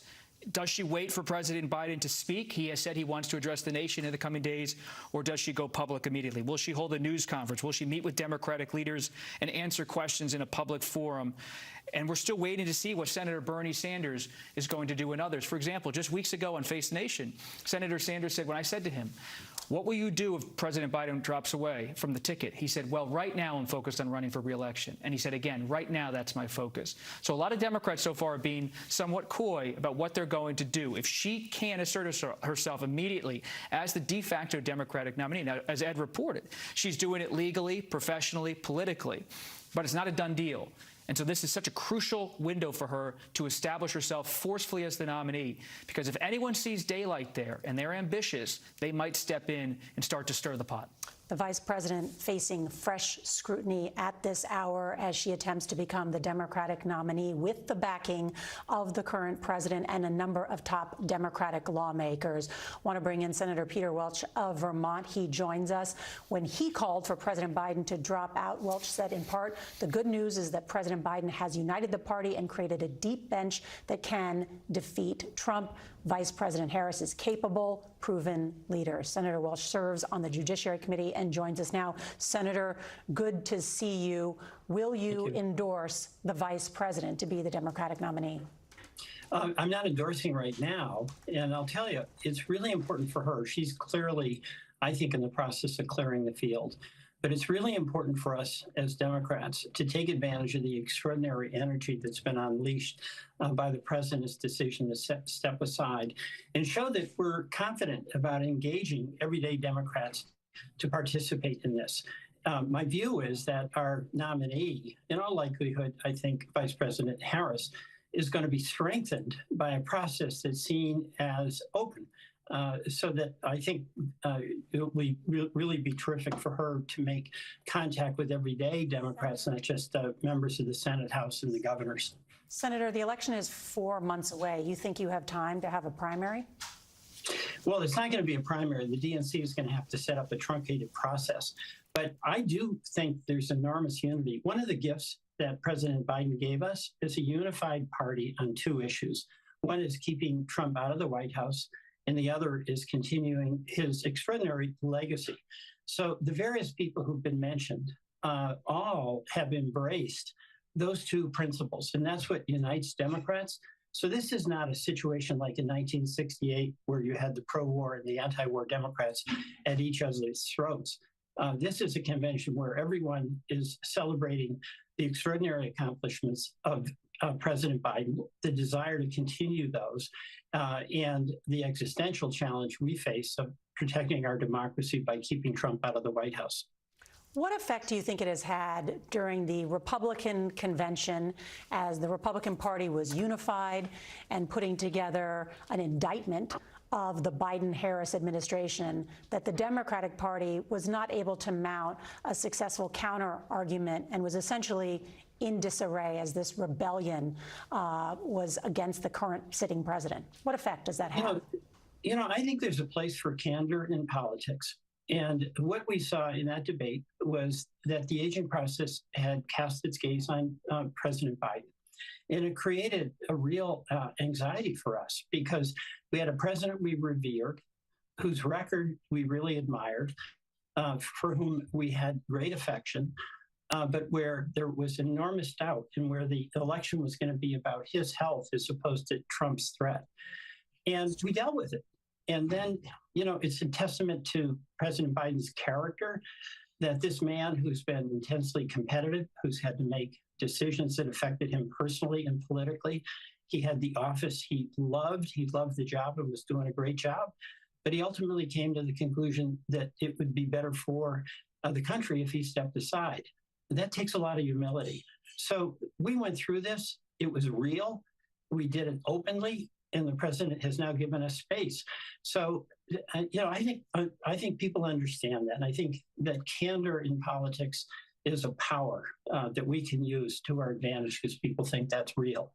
Senator Welch, Bob Costa here with Nora. You represent the state of Vermont. You know Senator Bernie Sanders so well. He ran for president in 2016 and 2020. He has told CBS in recent weeks he's focused on running for re-election, but did not rule out considering a bid should President Biden step away. Now that President Biden has stepped away from the nomination race, what can you tell us about whether you would support Sanders to think about running, whether you believe he will consider a run or not? What do you know? We really want to know, candidly, what you are hearing and what you believe will happen on the Sanders front, because you know him so well. Well, I do, and I supported him. I supported Bernie in both those races. I think it's a totally different time, but I don't have any information. I haven't talked to Senator Sanders since all of us just got this news, so I don't know. You'll have to check with him. I supported in those two races proudly. I think he has made an incredible contribution. He was very close to President Biden, who leaned on him, but I don't know what he's going to do. Would you encourage him, though, or not? Is it time for Vice President Harris to be the nominee, or would you encourage someone with his stature and him specifically to run or not? I'm not certain that I would encourage Bernie to do it. He's as old as he's older, I think, than Vice President Biden. So age is an issue. Senator Peter Welch of Vermont, thank you so much for joining us. I want to bring in CBS News congressional correspondent Scott McFarlane. And Scott, where do we go from here? What are you hearing from Democratic lawmakers? We're watching to see just how many make the plunge today and endorse Vice President Harris. The list is growing, and some of them stand out more than others. Adam Schiff, the congressman from California who is trying to do what Kamala Harris did and serve as senator of California, says President Biden will go down in history as one of the greatest presidents of all time, but that he endorses Vice President Harris. Pivotal throughout this process over the past few weeks, Nora, have been the voices of those January 6th committee members, those who dedicated so much of their lives and put their names on the line to investigate efforts to overturn the 2020 elections and the efforts of Donald Trump. They were among those early in the process who called for President Biden to withdraw or pass the torch. And we're seeing them with some of the first statements today saying they're supporting Vice President Harris or that they support President Biden's decision. Also, this statement struck me from Liz Cheney, who, of course, lost in a primary after serving on the House January 6th committee, viscerally opposed and vocally opposed by Donald Trump. She says President Biden's is a courageous decision. It's somebody who put duty ahead of self-interest, which is primary for the continuation of democracy. Of course, Liz Cheney is a Republican who has built quite a platform to talk about Donald Trump and to talk about the preservation of democracy. And I want to add another note here because it's coming up on us. Some House members are responding to this, some are saying their piece, but some are also getting ready tomorrow for a pair of very important investigations. There is a House committee hearing on Capitol Hill tomorrow about the security failures that led to last Saturday's attempted assassination of Donald Trump. There's also a second panel, Nora, that's going to be on the ground in Butler, Pennsylvania tomorrow to launch their own investigation.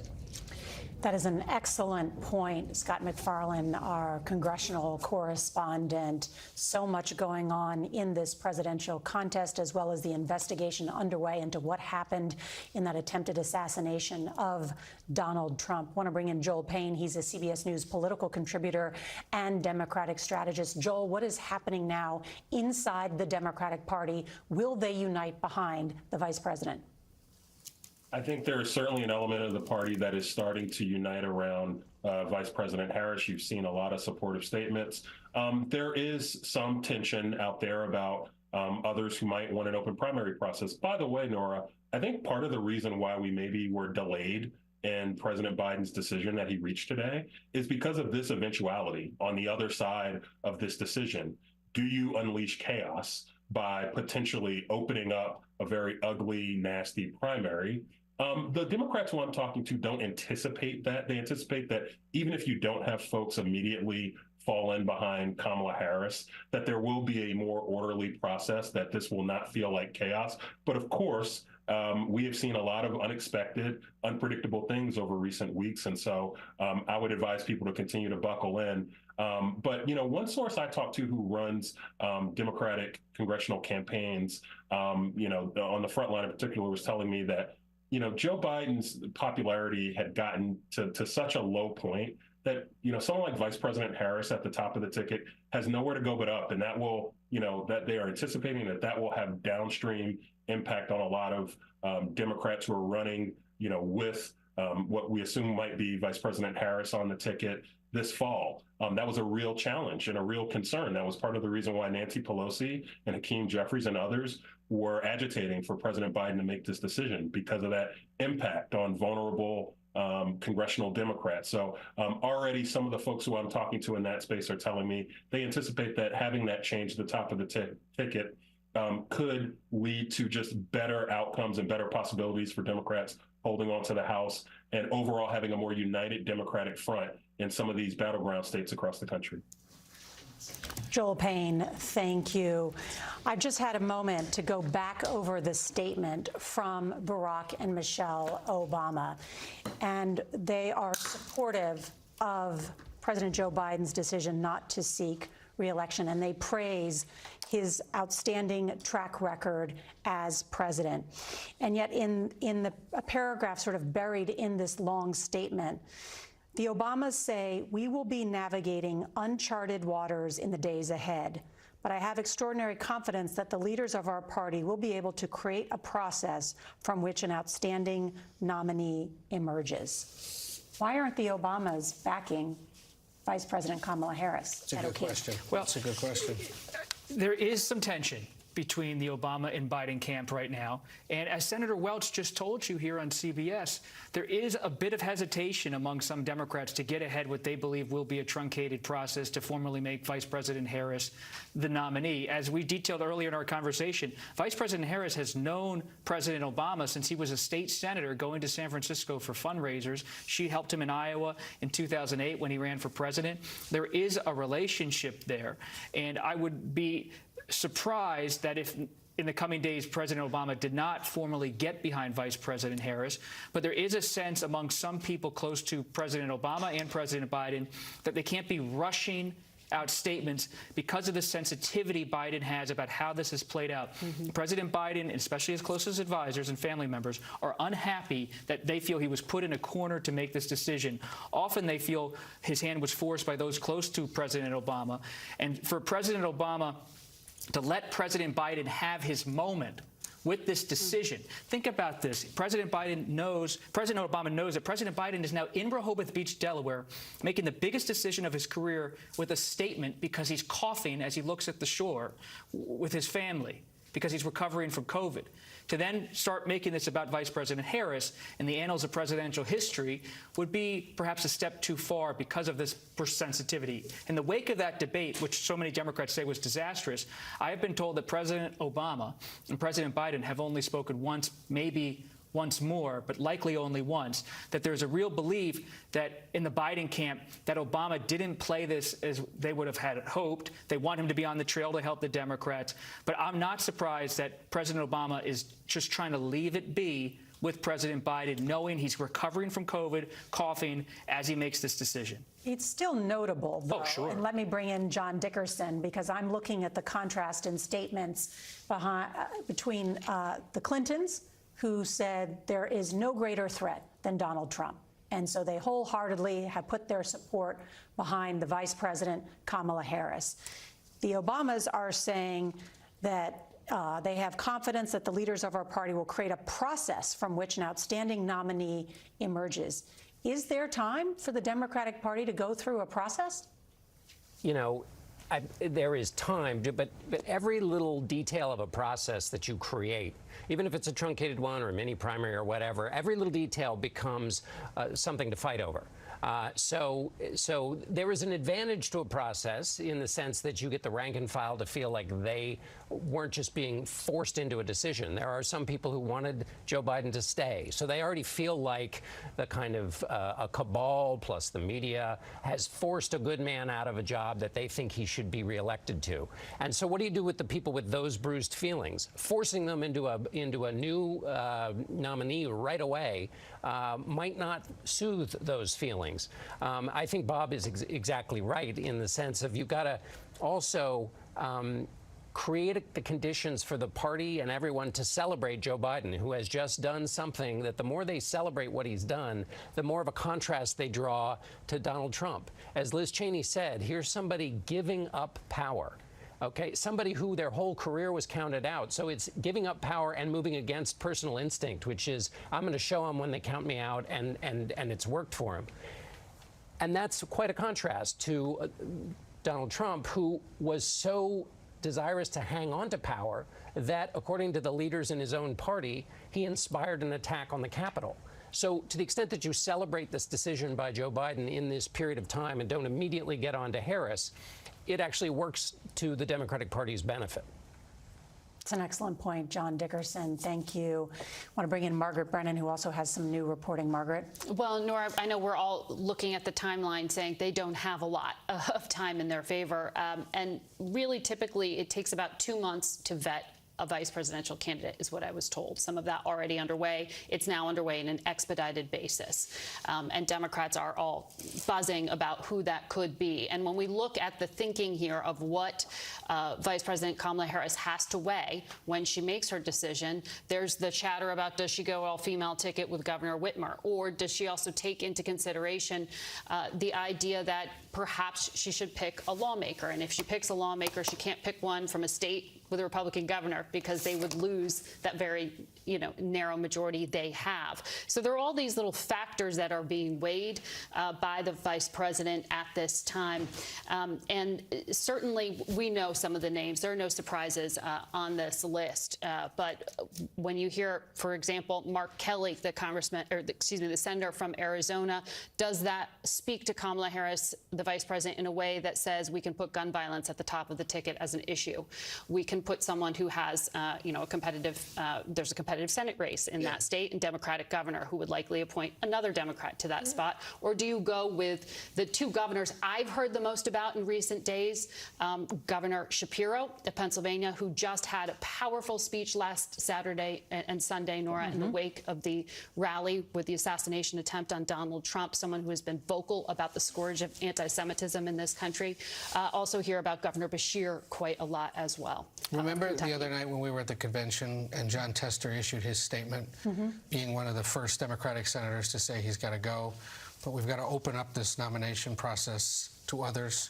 And that was the signal that there's an element of the party that needs to know that there's a more moderate or maybe even Western, Midwestern character involved at the top of the ticket for them going forward, that it's harder. He was signaling, I can't run with Kamala Harris alone on the ticket or someone like her. There needs to be somebody else that speaks to my more moderate politics, my brand of politics. And that's why you look at some of those governors and some of those lawmakers like Mark Kelly from Arizona, a battleground state, you know, has a moderate bipartisan record, is an astronaut, is married to Gabby Giffords, and you think that's the kind of person that a John Tester, a Sherrod Brown, a Jackie Rosen in Nevada, all facing difficult re-elections this year, are going to be comfortable campaigning with in those closing 3 months, and comfortable having them come to their state to campaign in ways that perhaps she couldn't as the running mate, and that Joe Biden now couldn't. But will the Democratic Party say, we need a moderating force? Right. Vice President has a liberal voting record. She is from San Francisco. Will they look to join the ticket someone who is perhaps more of a conservative Democrat, like a Governor Beshear? Well, that is certainly what someone like Joe Manchin, the senator from West Virginia, who left the Democratic Party, saying that it no longer represents, you know, sort of the flavor of Democrat he once was. He became an independent. He had been advocating for exactly that just hours before Joe Biden made this decision public. But to Ed's point, in terms of going west to Arizona, to a border state, another way to change that conversation perhaps a bit if they go in that direction. But one of the reasons, if we remember 4 years, if we remember back to when Joe Biden was the nominee and how hard that race was, how divided the Democratic Party was, he was a selection of a candidate that was meant to try to bring the very progressive part of the party together with the centrist Democrat that almost doesn't exist anymore if you believe someone like Joe Manchin. So what flavor of Democrat are we going to end up with is definitely a very hot topic, and the belief among many Democrats is that you cannot win with someone who is purely progressive. And so you do need to have someone, particularly a man, on that ticket. Let me bring in CBS News senior White House correspondent Weijia Jiang, because she is at the vice president's residence. And Weijia has some new reporting on what happened this weekend that led up to the president's decision. Weijia, what can you tell us?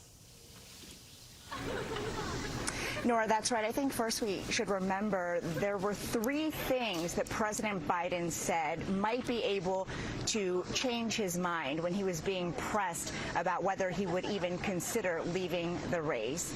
Number 1 was the Lord Almighty. Number 2 was some sort of medical condition that sidelined him. And number 3 was if his team showed him data that showed that there was no way he could win. And that's why that's so important, Nora, because we know that he was surrounded while he was isolating, recovering from COVID, with his very top, most trusted advisors, including Mike Donilon, who is known as the data guy, the guy who can really interpret what the figures mean for the president. So we know that last night on Saturday, he was surrounded by this team, and they were continuing to work through a potential path forward. But the president, we are told from people familiar with his schedule and these conversations, began to come to this ultimate decision yesterday evening alongside his team. And then today, he made separate calls to the people who needed to know the most, including Vice President Harris, his Chief of Staff, Jeff Zients, the campaign chair, Jen O'Malley Dillon, all separately to talk with them about his decision before releasing his letter at 1:46 p.m. today. And then shortly after that, because, in that letter, he was writing in his capacity as president.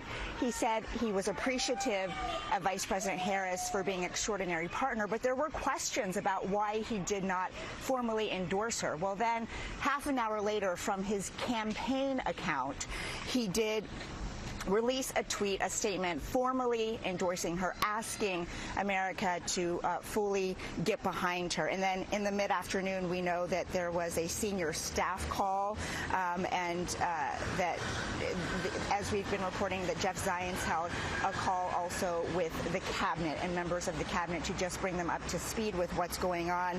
And this afternoon, the president actually spent the afternoon making phone calls and talking to people who he wanted to expand on his decision with.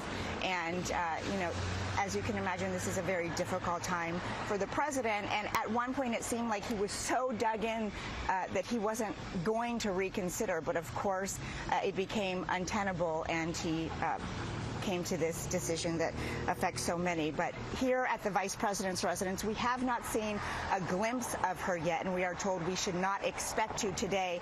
But we have seen a lot of excited supporters leaving signs, including some little ones here who are very thrilled about what has unfolded in the past few hours. Margaret? Well, thank you, Weijia Jiang. And anyone who has covered Joe Biden knows that he really takes his time with decisions. He's known for painting over decisions. So we have to believe that this wasn't sudden. And it was methodical, and it was data-driven, and it was Socratic in the sense that he would have asked a small but influential group of advisors, and probably was taking account of what lawmakers were saying and the way they were saying it. So perhaps no surprise that it took a few days, but it happened. Also notable that there's a crowd outside the vice president's house. Anyone who knows Washington knows that is not a place people normally congregate, so it's a sign that this afternoon, at least some who live around there are excited about the news that she's now running and is expected to, or could very well become the Democratic nominee. Not an easy corner to stand Not on at all. in Washington. Joining us now is BET News journalist Ed Gordon, who recently interviewed President Biden just this past Tuesday, and he joins us now on the phone.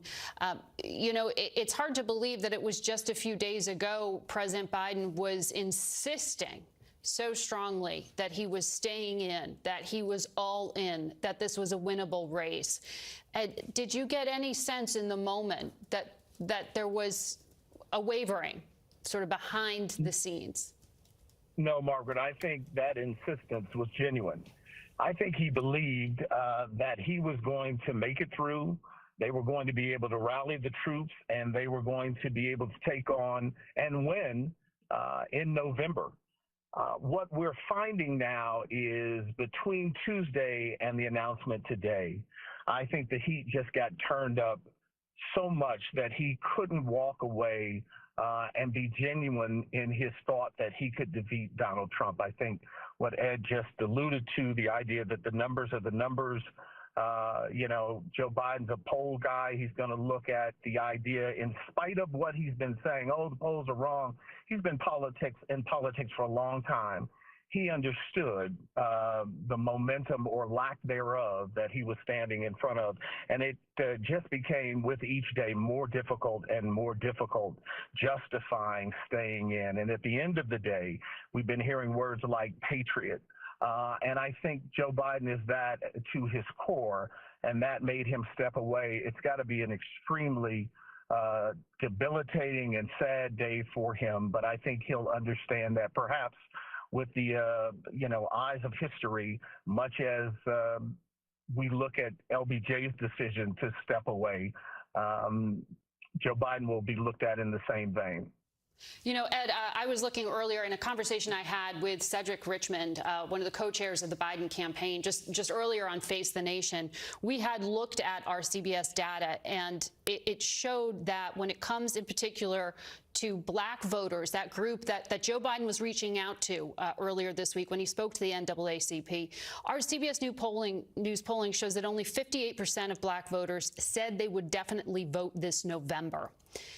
Do you think that moving Vice President Kamala Harris to the top of the ticket changes those numbers in any meaningful way? We've had a lot of focus on black men in particular being peeled away by the Trump campaign. Do you think putting Vice President Harris at the top of the ticket changes those numbers or that dynamic?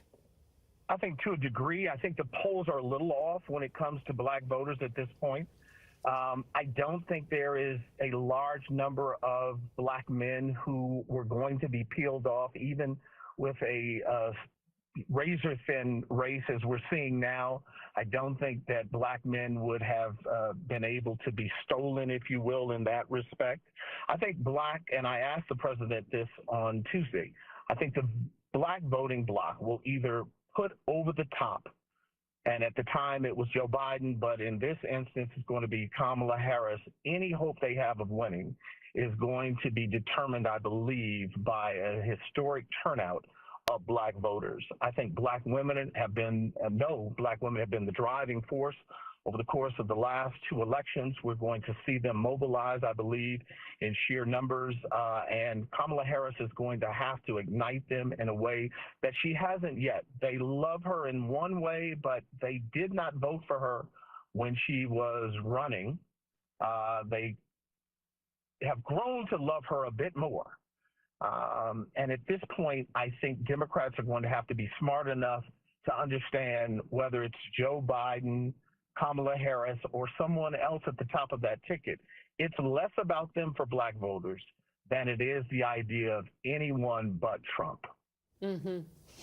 Ed Gordon, thank you for sharing your insights from your interview earlier this week with President Joe Biden. And I want to bring now into the conversation Washington State Representative Adam Smith. He is the ranking member on the House Armed Services Committee and one of the very first lawmakers who called for President Biden to drop out. Congressman, you are known for being a straight shooter and being very, very frank. So let me ask you, what do you think putting Kamala Harris, the vice president, at the top of the ticket does for the prospects for your party come November? It shoots a huge jolt of life into the campaign. I mean, look, for several years now, voters have been lamenting the choices that they've had. And look, to some degree, that's the case no matter who's at the top of the ticket. America's always looking for something new, but now we've just given it to them. Kamala Harris is a very accomplished person, a very capable public speaker. She's got a great record to run on. I think it jolts the campaign in a way that it needs to be jolted. And I look forward to her getting out there and delivering that message effectively. And let me just also say that I thank Joe Biden for making this decision. It wasn't easy, very difficult for him, very difficult for the campaign. He made the right decision, which only adds, I think, to his incredible record of public service. And we should give that service and that record its due, I understand. But we are in the midst and so close to an election. There are so many questions about what becomes possible. It was as far back as February that you, sir, publicly were acknowledging that President Joe Biden didn't have energy on the campaign trail. They didn't have energy after that debate. Democrats didn't have unity. Do you get both of those things back? I think you're saying you at least get energy. But where do you think that Democrats need to be focused right now in trying to explain their message? Yes, I think we do get both of those things back. I think we get unity. Look, Donald Trump has been the greatest unifying factor in the history of the Democratic Party, and that hasn't changed. I mean, we saw the unhinged speech that he gave just a week ago. Republicans should be calling for him to step down as their nominee based on that speech. We will be unified. And look, our message is one of opportunity. Our message is one of representative democracy and preserving it, standing up for equality, for rights for women, which Kamala Harris has been a great spokesperson for. Donald Trump wants to cut taxes on the rich and corporations and increase tariffs so that working people pay more money. Our economic message is about working people and opportunity. Kamala Harris has been delivering that message as a senator, as a vice presidential candidate for a long time. I think she's going to continue to be a very effective messenger, and now at the top of the ticket. Well, Congressman, can I ask you, though, because we're already seeing these attack lines from adversaries overseas and from Republicans, that Democrats covered up the truth. Is that what happened? Or did something change more immediately with Joe Biden that led over the past 3 weeks? Was it just that one debate? Or what forced many of you to come out publicly and say that he needed to step aside? Sure. The big factor you're forgetting is the State of the Union speech. OK, the whole world saw the State of the Union speech, and that was March. OK, and President Biden gave an energetic speech. He responded to stuff from the audience. He looked good through the primary process, sir. I mean, Democrats chose, but that was already through the primary process. That there was not a vibrant, there wasn't a very strong challenge to Joe Biden, your critics would say. You're kind of missing my point here, I think. Well, your point was that he looked like he had energy in March, I think is your point. Right. Yeah, which was right in the middle of the primary process. But did you just put off a painful conversation for too long? Look, no, and part of it is because of what happened in March. And look, everyone's going to be like, I don't know, a couch potato doctor at this point going, well, we all knew. No, I mean, it's hard to diagnose people. Look, I went through a massive healthcare problem, anxiety problem, hip problem, pain. I went to I don't know how many different doctors before they figured that out. Okay, so yeah, well over 100 as a matter of fact. So the notion that somehow we could have diagnosed President Biden from a distance when, again, the State of the Union speech was incredibly strong. Now, after that, we started to see some troubling signs culminating in the debate. So no, we didn't hide anything. You can't hide the president. He was out there, okay? And then when it reached the point where we saw that his health had declined, the party made the right choice, and Joe Biden made the right choice. So we didn't hide anything. The decision was made, I think, at the right time. Because you said in February he does not have the normal strength to go out there and campaign, do rally after rally and conversation after conversation. Yeah. This will be difficult on the campaign trail. Were you privately one of those Democrats who wanted to have this conversation earlier than 3 weeks ago? No, you're slightly misconstruing my remarks. That's what I said on CNN on a morning interview. Yeah, I'm reading the transcript. Right, understood. And I want to add the context. This was after Joe Biden came out and did that press conference, impromptu press conference, after the special prosecutor issued that report that was, basically saying, well, he doesn't have a good enough memory to prosecute. And we were challenging that. And I was asked by John Berman about that. And I said, look, there's no question in terms of being the vigorous, 16-hour-a-day campaigner. Joe Biden's not going to be able to do that. But I think, number one, he's doing a great job as president. He's, managing crises all around the world. And here he is showing that he can be president. And we don't have to have somebody who goes out there 16 hours a day and gives, 2 hours long rallies. I said he was strong enough to be a candidate and he was doing a great job as president. And in February, yeah, I believe that. And then we saw the State of the Union and then it changed. It changed before our eyes. We saw it and we made the right choice. Everything is changing before our eyes. Sir, Indeed. Thank you very much for your candid take, Congressman Adam Smith. Thank you. Margaret, thank you. And we are learning some new information at this hour about what's happening inside the White House as President Biden has announced that he believes it is in the best interest of my party and the country for me to stand down and focus solely on his roles as Commander-in-Chief. Ed? Yeah, so the White House Chief of Staff, Jeff Zients, has circulated a message to the rank and file who work within the White House complex saying, essentially forwarding the letter from the president, making sure they all saw it, and said he couldn't be more proud to work for the president, the vice president, and the American people alongside all of you, the best White House team in history. There's so much more to do. And as the president says, there's nothing America can't do when we do it together. There's going to be a 10 a.m. meeting tomorrow with those staffers to sort of buck them up and explain where things are going. But we know from an earlier conversation he had that the chief of staff had with cabinet members earlier today that they're essentially being told there's still a busy 6 months to go, whether it's on the domestic or foreign front. They intend to keep working hard through the end of his presidency in January. And we know, as Ouija reported a little while ago, that the president started informing those outside his innermost circle this morning. The vice president, the chief of staff, his campaign chief, senior advisors were told just moments before the letter went out, and that the president and vice president spoke several times. He endorsed her, of course, a few minutes after that letter. She now has accepted the challenge and will seek the nomination, says she intends to earn it and win it. And the big question is, well, who will she run with? And is anyone going to challenge her in the meantime? We have heard throughout the afternoon from members of the Democratic National Committee. There are about 4,000 delegates who get to vote at the convention. Those are the people that fill the hall, that sit there when the balloons fall and listen to the speeches every night. Those that are involved in this talk about nominating the president virtually, that had been going on over the last few weeks, are now being told to expect a vote on August 1st. So that's about 10, 11 days from now. That is new. It's not official, but there are several delegates we've heard from this afternoon being told, expect a vote on August 1st. What will that vote mean? That would, in essence, attempt to put Harris's name formally in the nomination and make her the nominee. So now someone who may not like that idea only has about 10 days to say no. Let me challenge her. Let me present the delegates with another option. And let's see if somebody emerges in the coming days to do that. We have not heard as of this afternoon of anyone who's thinking of it. There is a possibility someone out there, a governor, a senator, or someone else might feel compelled to at least give the party an option. But you also got to remember that the thumb is pretty much on the scale for the president and vice president. As leaders of the party, they stack these committees with their loyalists, with people who are aligned with them ideologically or who've worked alongside them.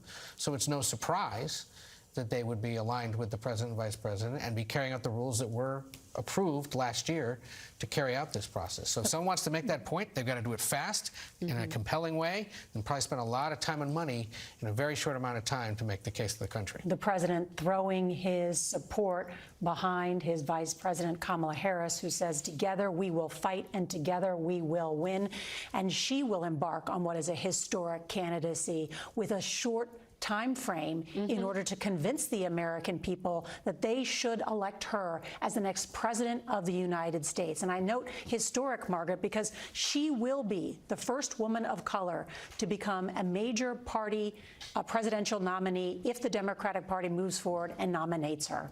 And President Biden has said he wouldn't have selected her had he not thought she was qualified. But she has to convince the country of that, and in some ways convince all of her party about that. I was told, and it makes sense with Ed's timeline here, that she will have to make a decision by the end of July in terms of that vice presidential running mate to go alongside her.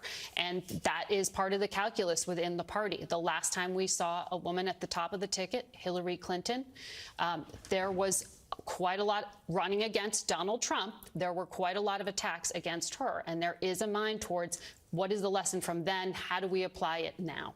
And even as the Democratic Party has yet to officially nominate her, already some of the jockeying is going on.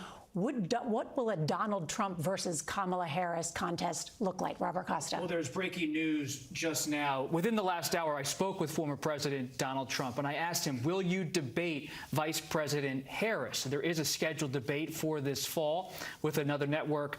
And he said, I can't make that decision right now because I'm not sure she's going to emerge as the Democratic nominee. That's what he told CBS News just within the last couple of minutes.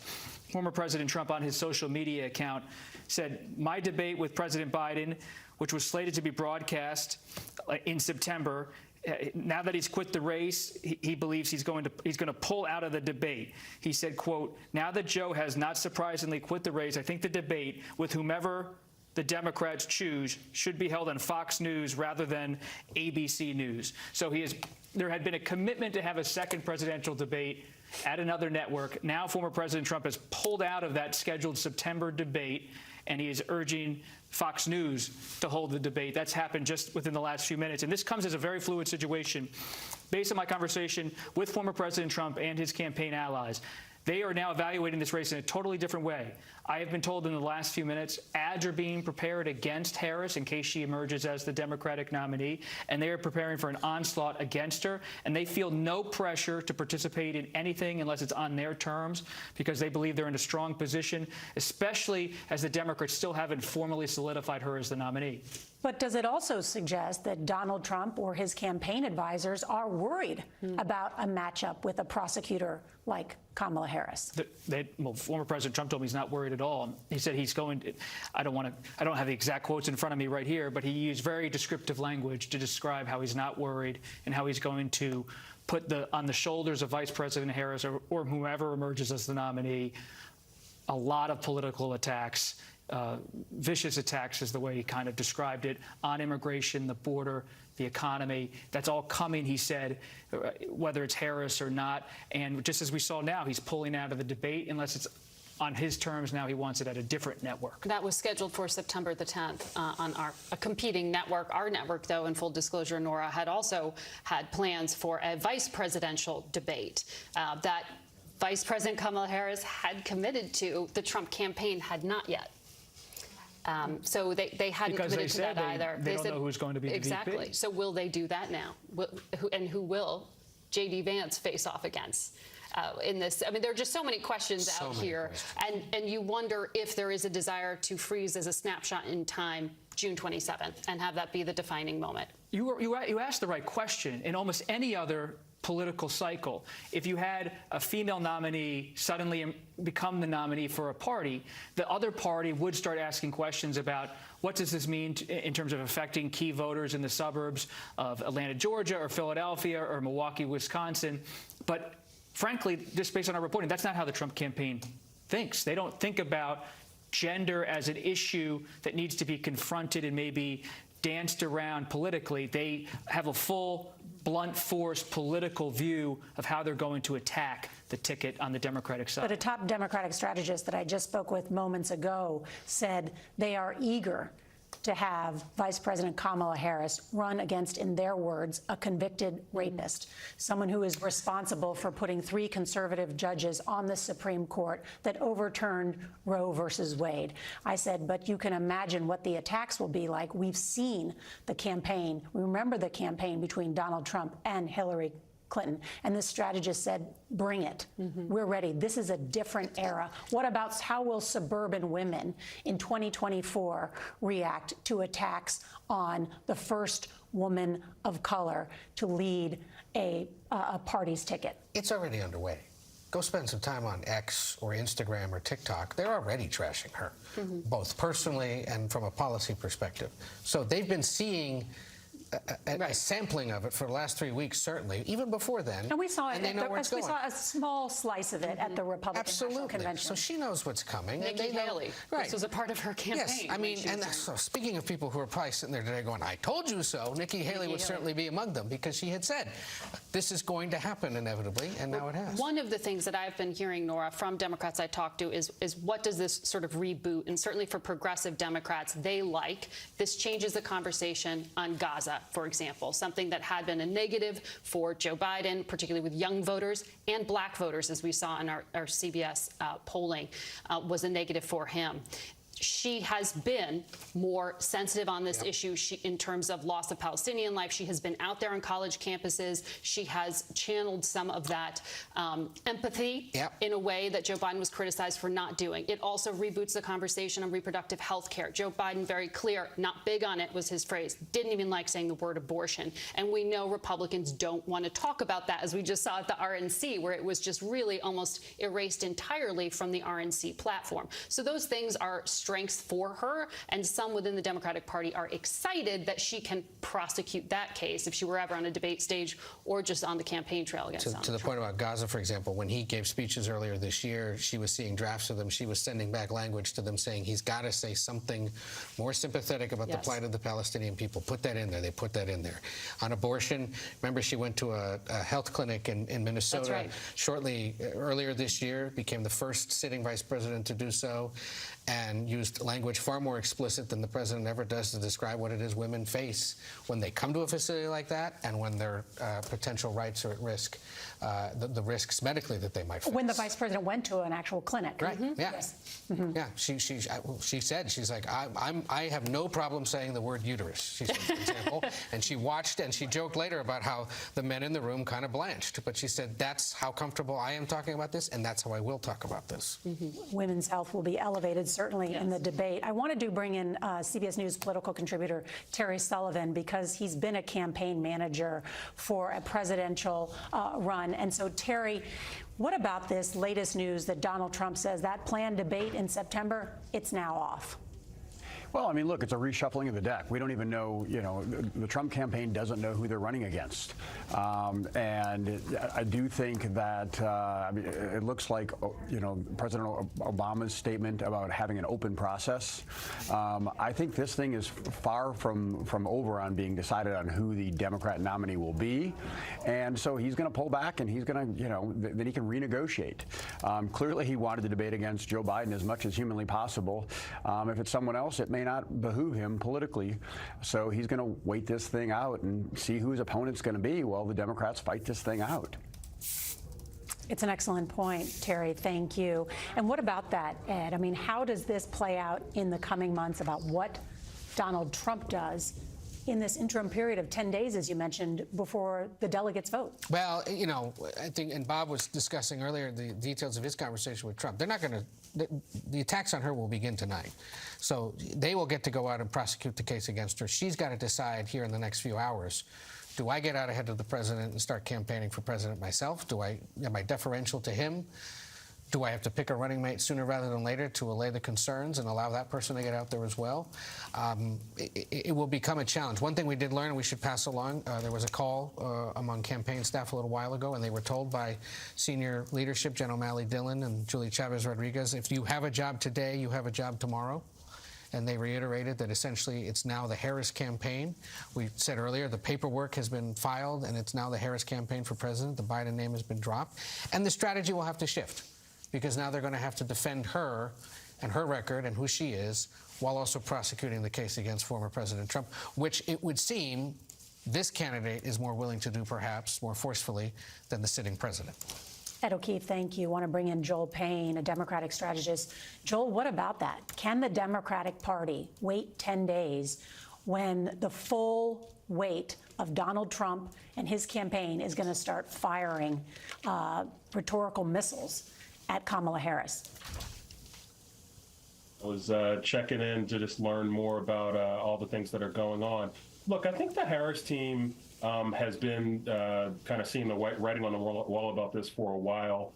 And you've actually seen a lot of Democrats start to list out supporting Kamala Harris as an imperative in recent weeks. I think you're going to see a lot of Democrats have her back. To Margaret's point earlier about the issue of abortion being an issue that is much more live now, because you have a candidate in Kamala Harris who not only will say the word abortion, but is a very trusted voice and advocate on that issue. And I also think that point about Gaza is so very important.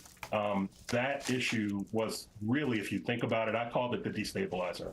It was the thing that initially destabilized the Biden coalition, because it cut at his credibility with so many key parts of that anti-Trump coalition he needed to keep together. Kamala Harris resets the clock on that in many ways, and I think gets a second look at some of those voters who may have partially or fully eliminated Joe Biden from consideration. I think Kamala Harris gives a second look at that. So you have a lot of key Democratic constituencies that have been at best nervous or reluctant to come back to support Joe Biden this time around. I think Kamala Harris potentially being at the top of the ticket would bring a lot of those constituencies back. And we have seen some of those constituencies, certainly those represented by lawmakers in Congress, already throwing their support behind the vice president. Thank you. I want to bring in Ashley Etienne. Just a minute. Sorry, we're juggling. There, I can't hear you. We're waiting to bring in Ashley Etienne, because she actually has worked with Vice President Kamala Harris and very familiar with her operation. As you know, the interesting thing about Vice President Harris, from day one, they have made the case that she's ready to be president of the United States. But is she ready to be the candidate who takes on and defeats Donald Trump? Right. And as you know, she had this illustrious career in California, but there's that criticism. California is its own country, right? And can that kind of Democrat relate to and persuade the rest of the country? There will be a lot of criticism, if you remember, Nora, from the early part of the Biden administration about how she is as a manager and the turnover in her office. They'll be recombing over all of those stories about what does that indicate in terms of her leadership style, executive leadership style. I'm sure Ashley knows something about that. That may fall under the criticism that is leveled at a lot of women sometimes, stereotypical criticism that no doubt she will face, that Hillary Clinton faced about her style as well during the campaign in 2016. Senator Klobuchar as well. Senator Klobuchar, who joined us earlier. And Ed, just to recap some of your reporting about why President Biden made this decision today. Well, we now know, having heard from his brother, Frank Biden, that health was a consideration in the ultimate decision to make this call. He made it last evening after meeting with the First Lady and 4 close advisors: Anthony Bernal, who's a key advisor, longtime confidant of the First Lady; Annie Tomasini, who runs Oval Office and West Wing operations. I remember her driving around the snowy fields of Iowa in 2007 in an Aerostar van. It was her, Joe Biden and Hunter Biden driving around that state as he failed to win the presidency. She remains a close ally. Steve Ricchetti and Mike Donilon, two of his closest advisors. They began informing people today, and they stunned the world this afternoon. Ed O'Keefe, thank you. And just to let everyone know and to recap what we've been following, this twist in a monumental 10 days in America, President Joe Biden announcing he will not seek re-election and instead endorsed his Vice President Kamala Harris. Our coverage will continue on CBS News 24/7 and in a special hour-long edition of the CBS Evening News. So stay with us. We will also bring you a primetime special on President Biden's decision. That's at 7 Eastern, 6 Central. This has been a CBS News special report. I'm Nora O'Donnell, along with my colleagues here in Washington.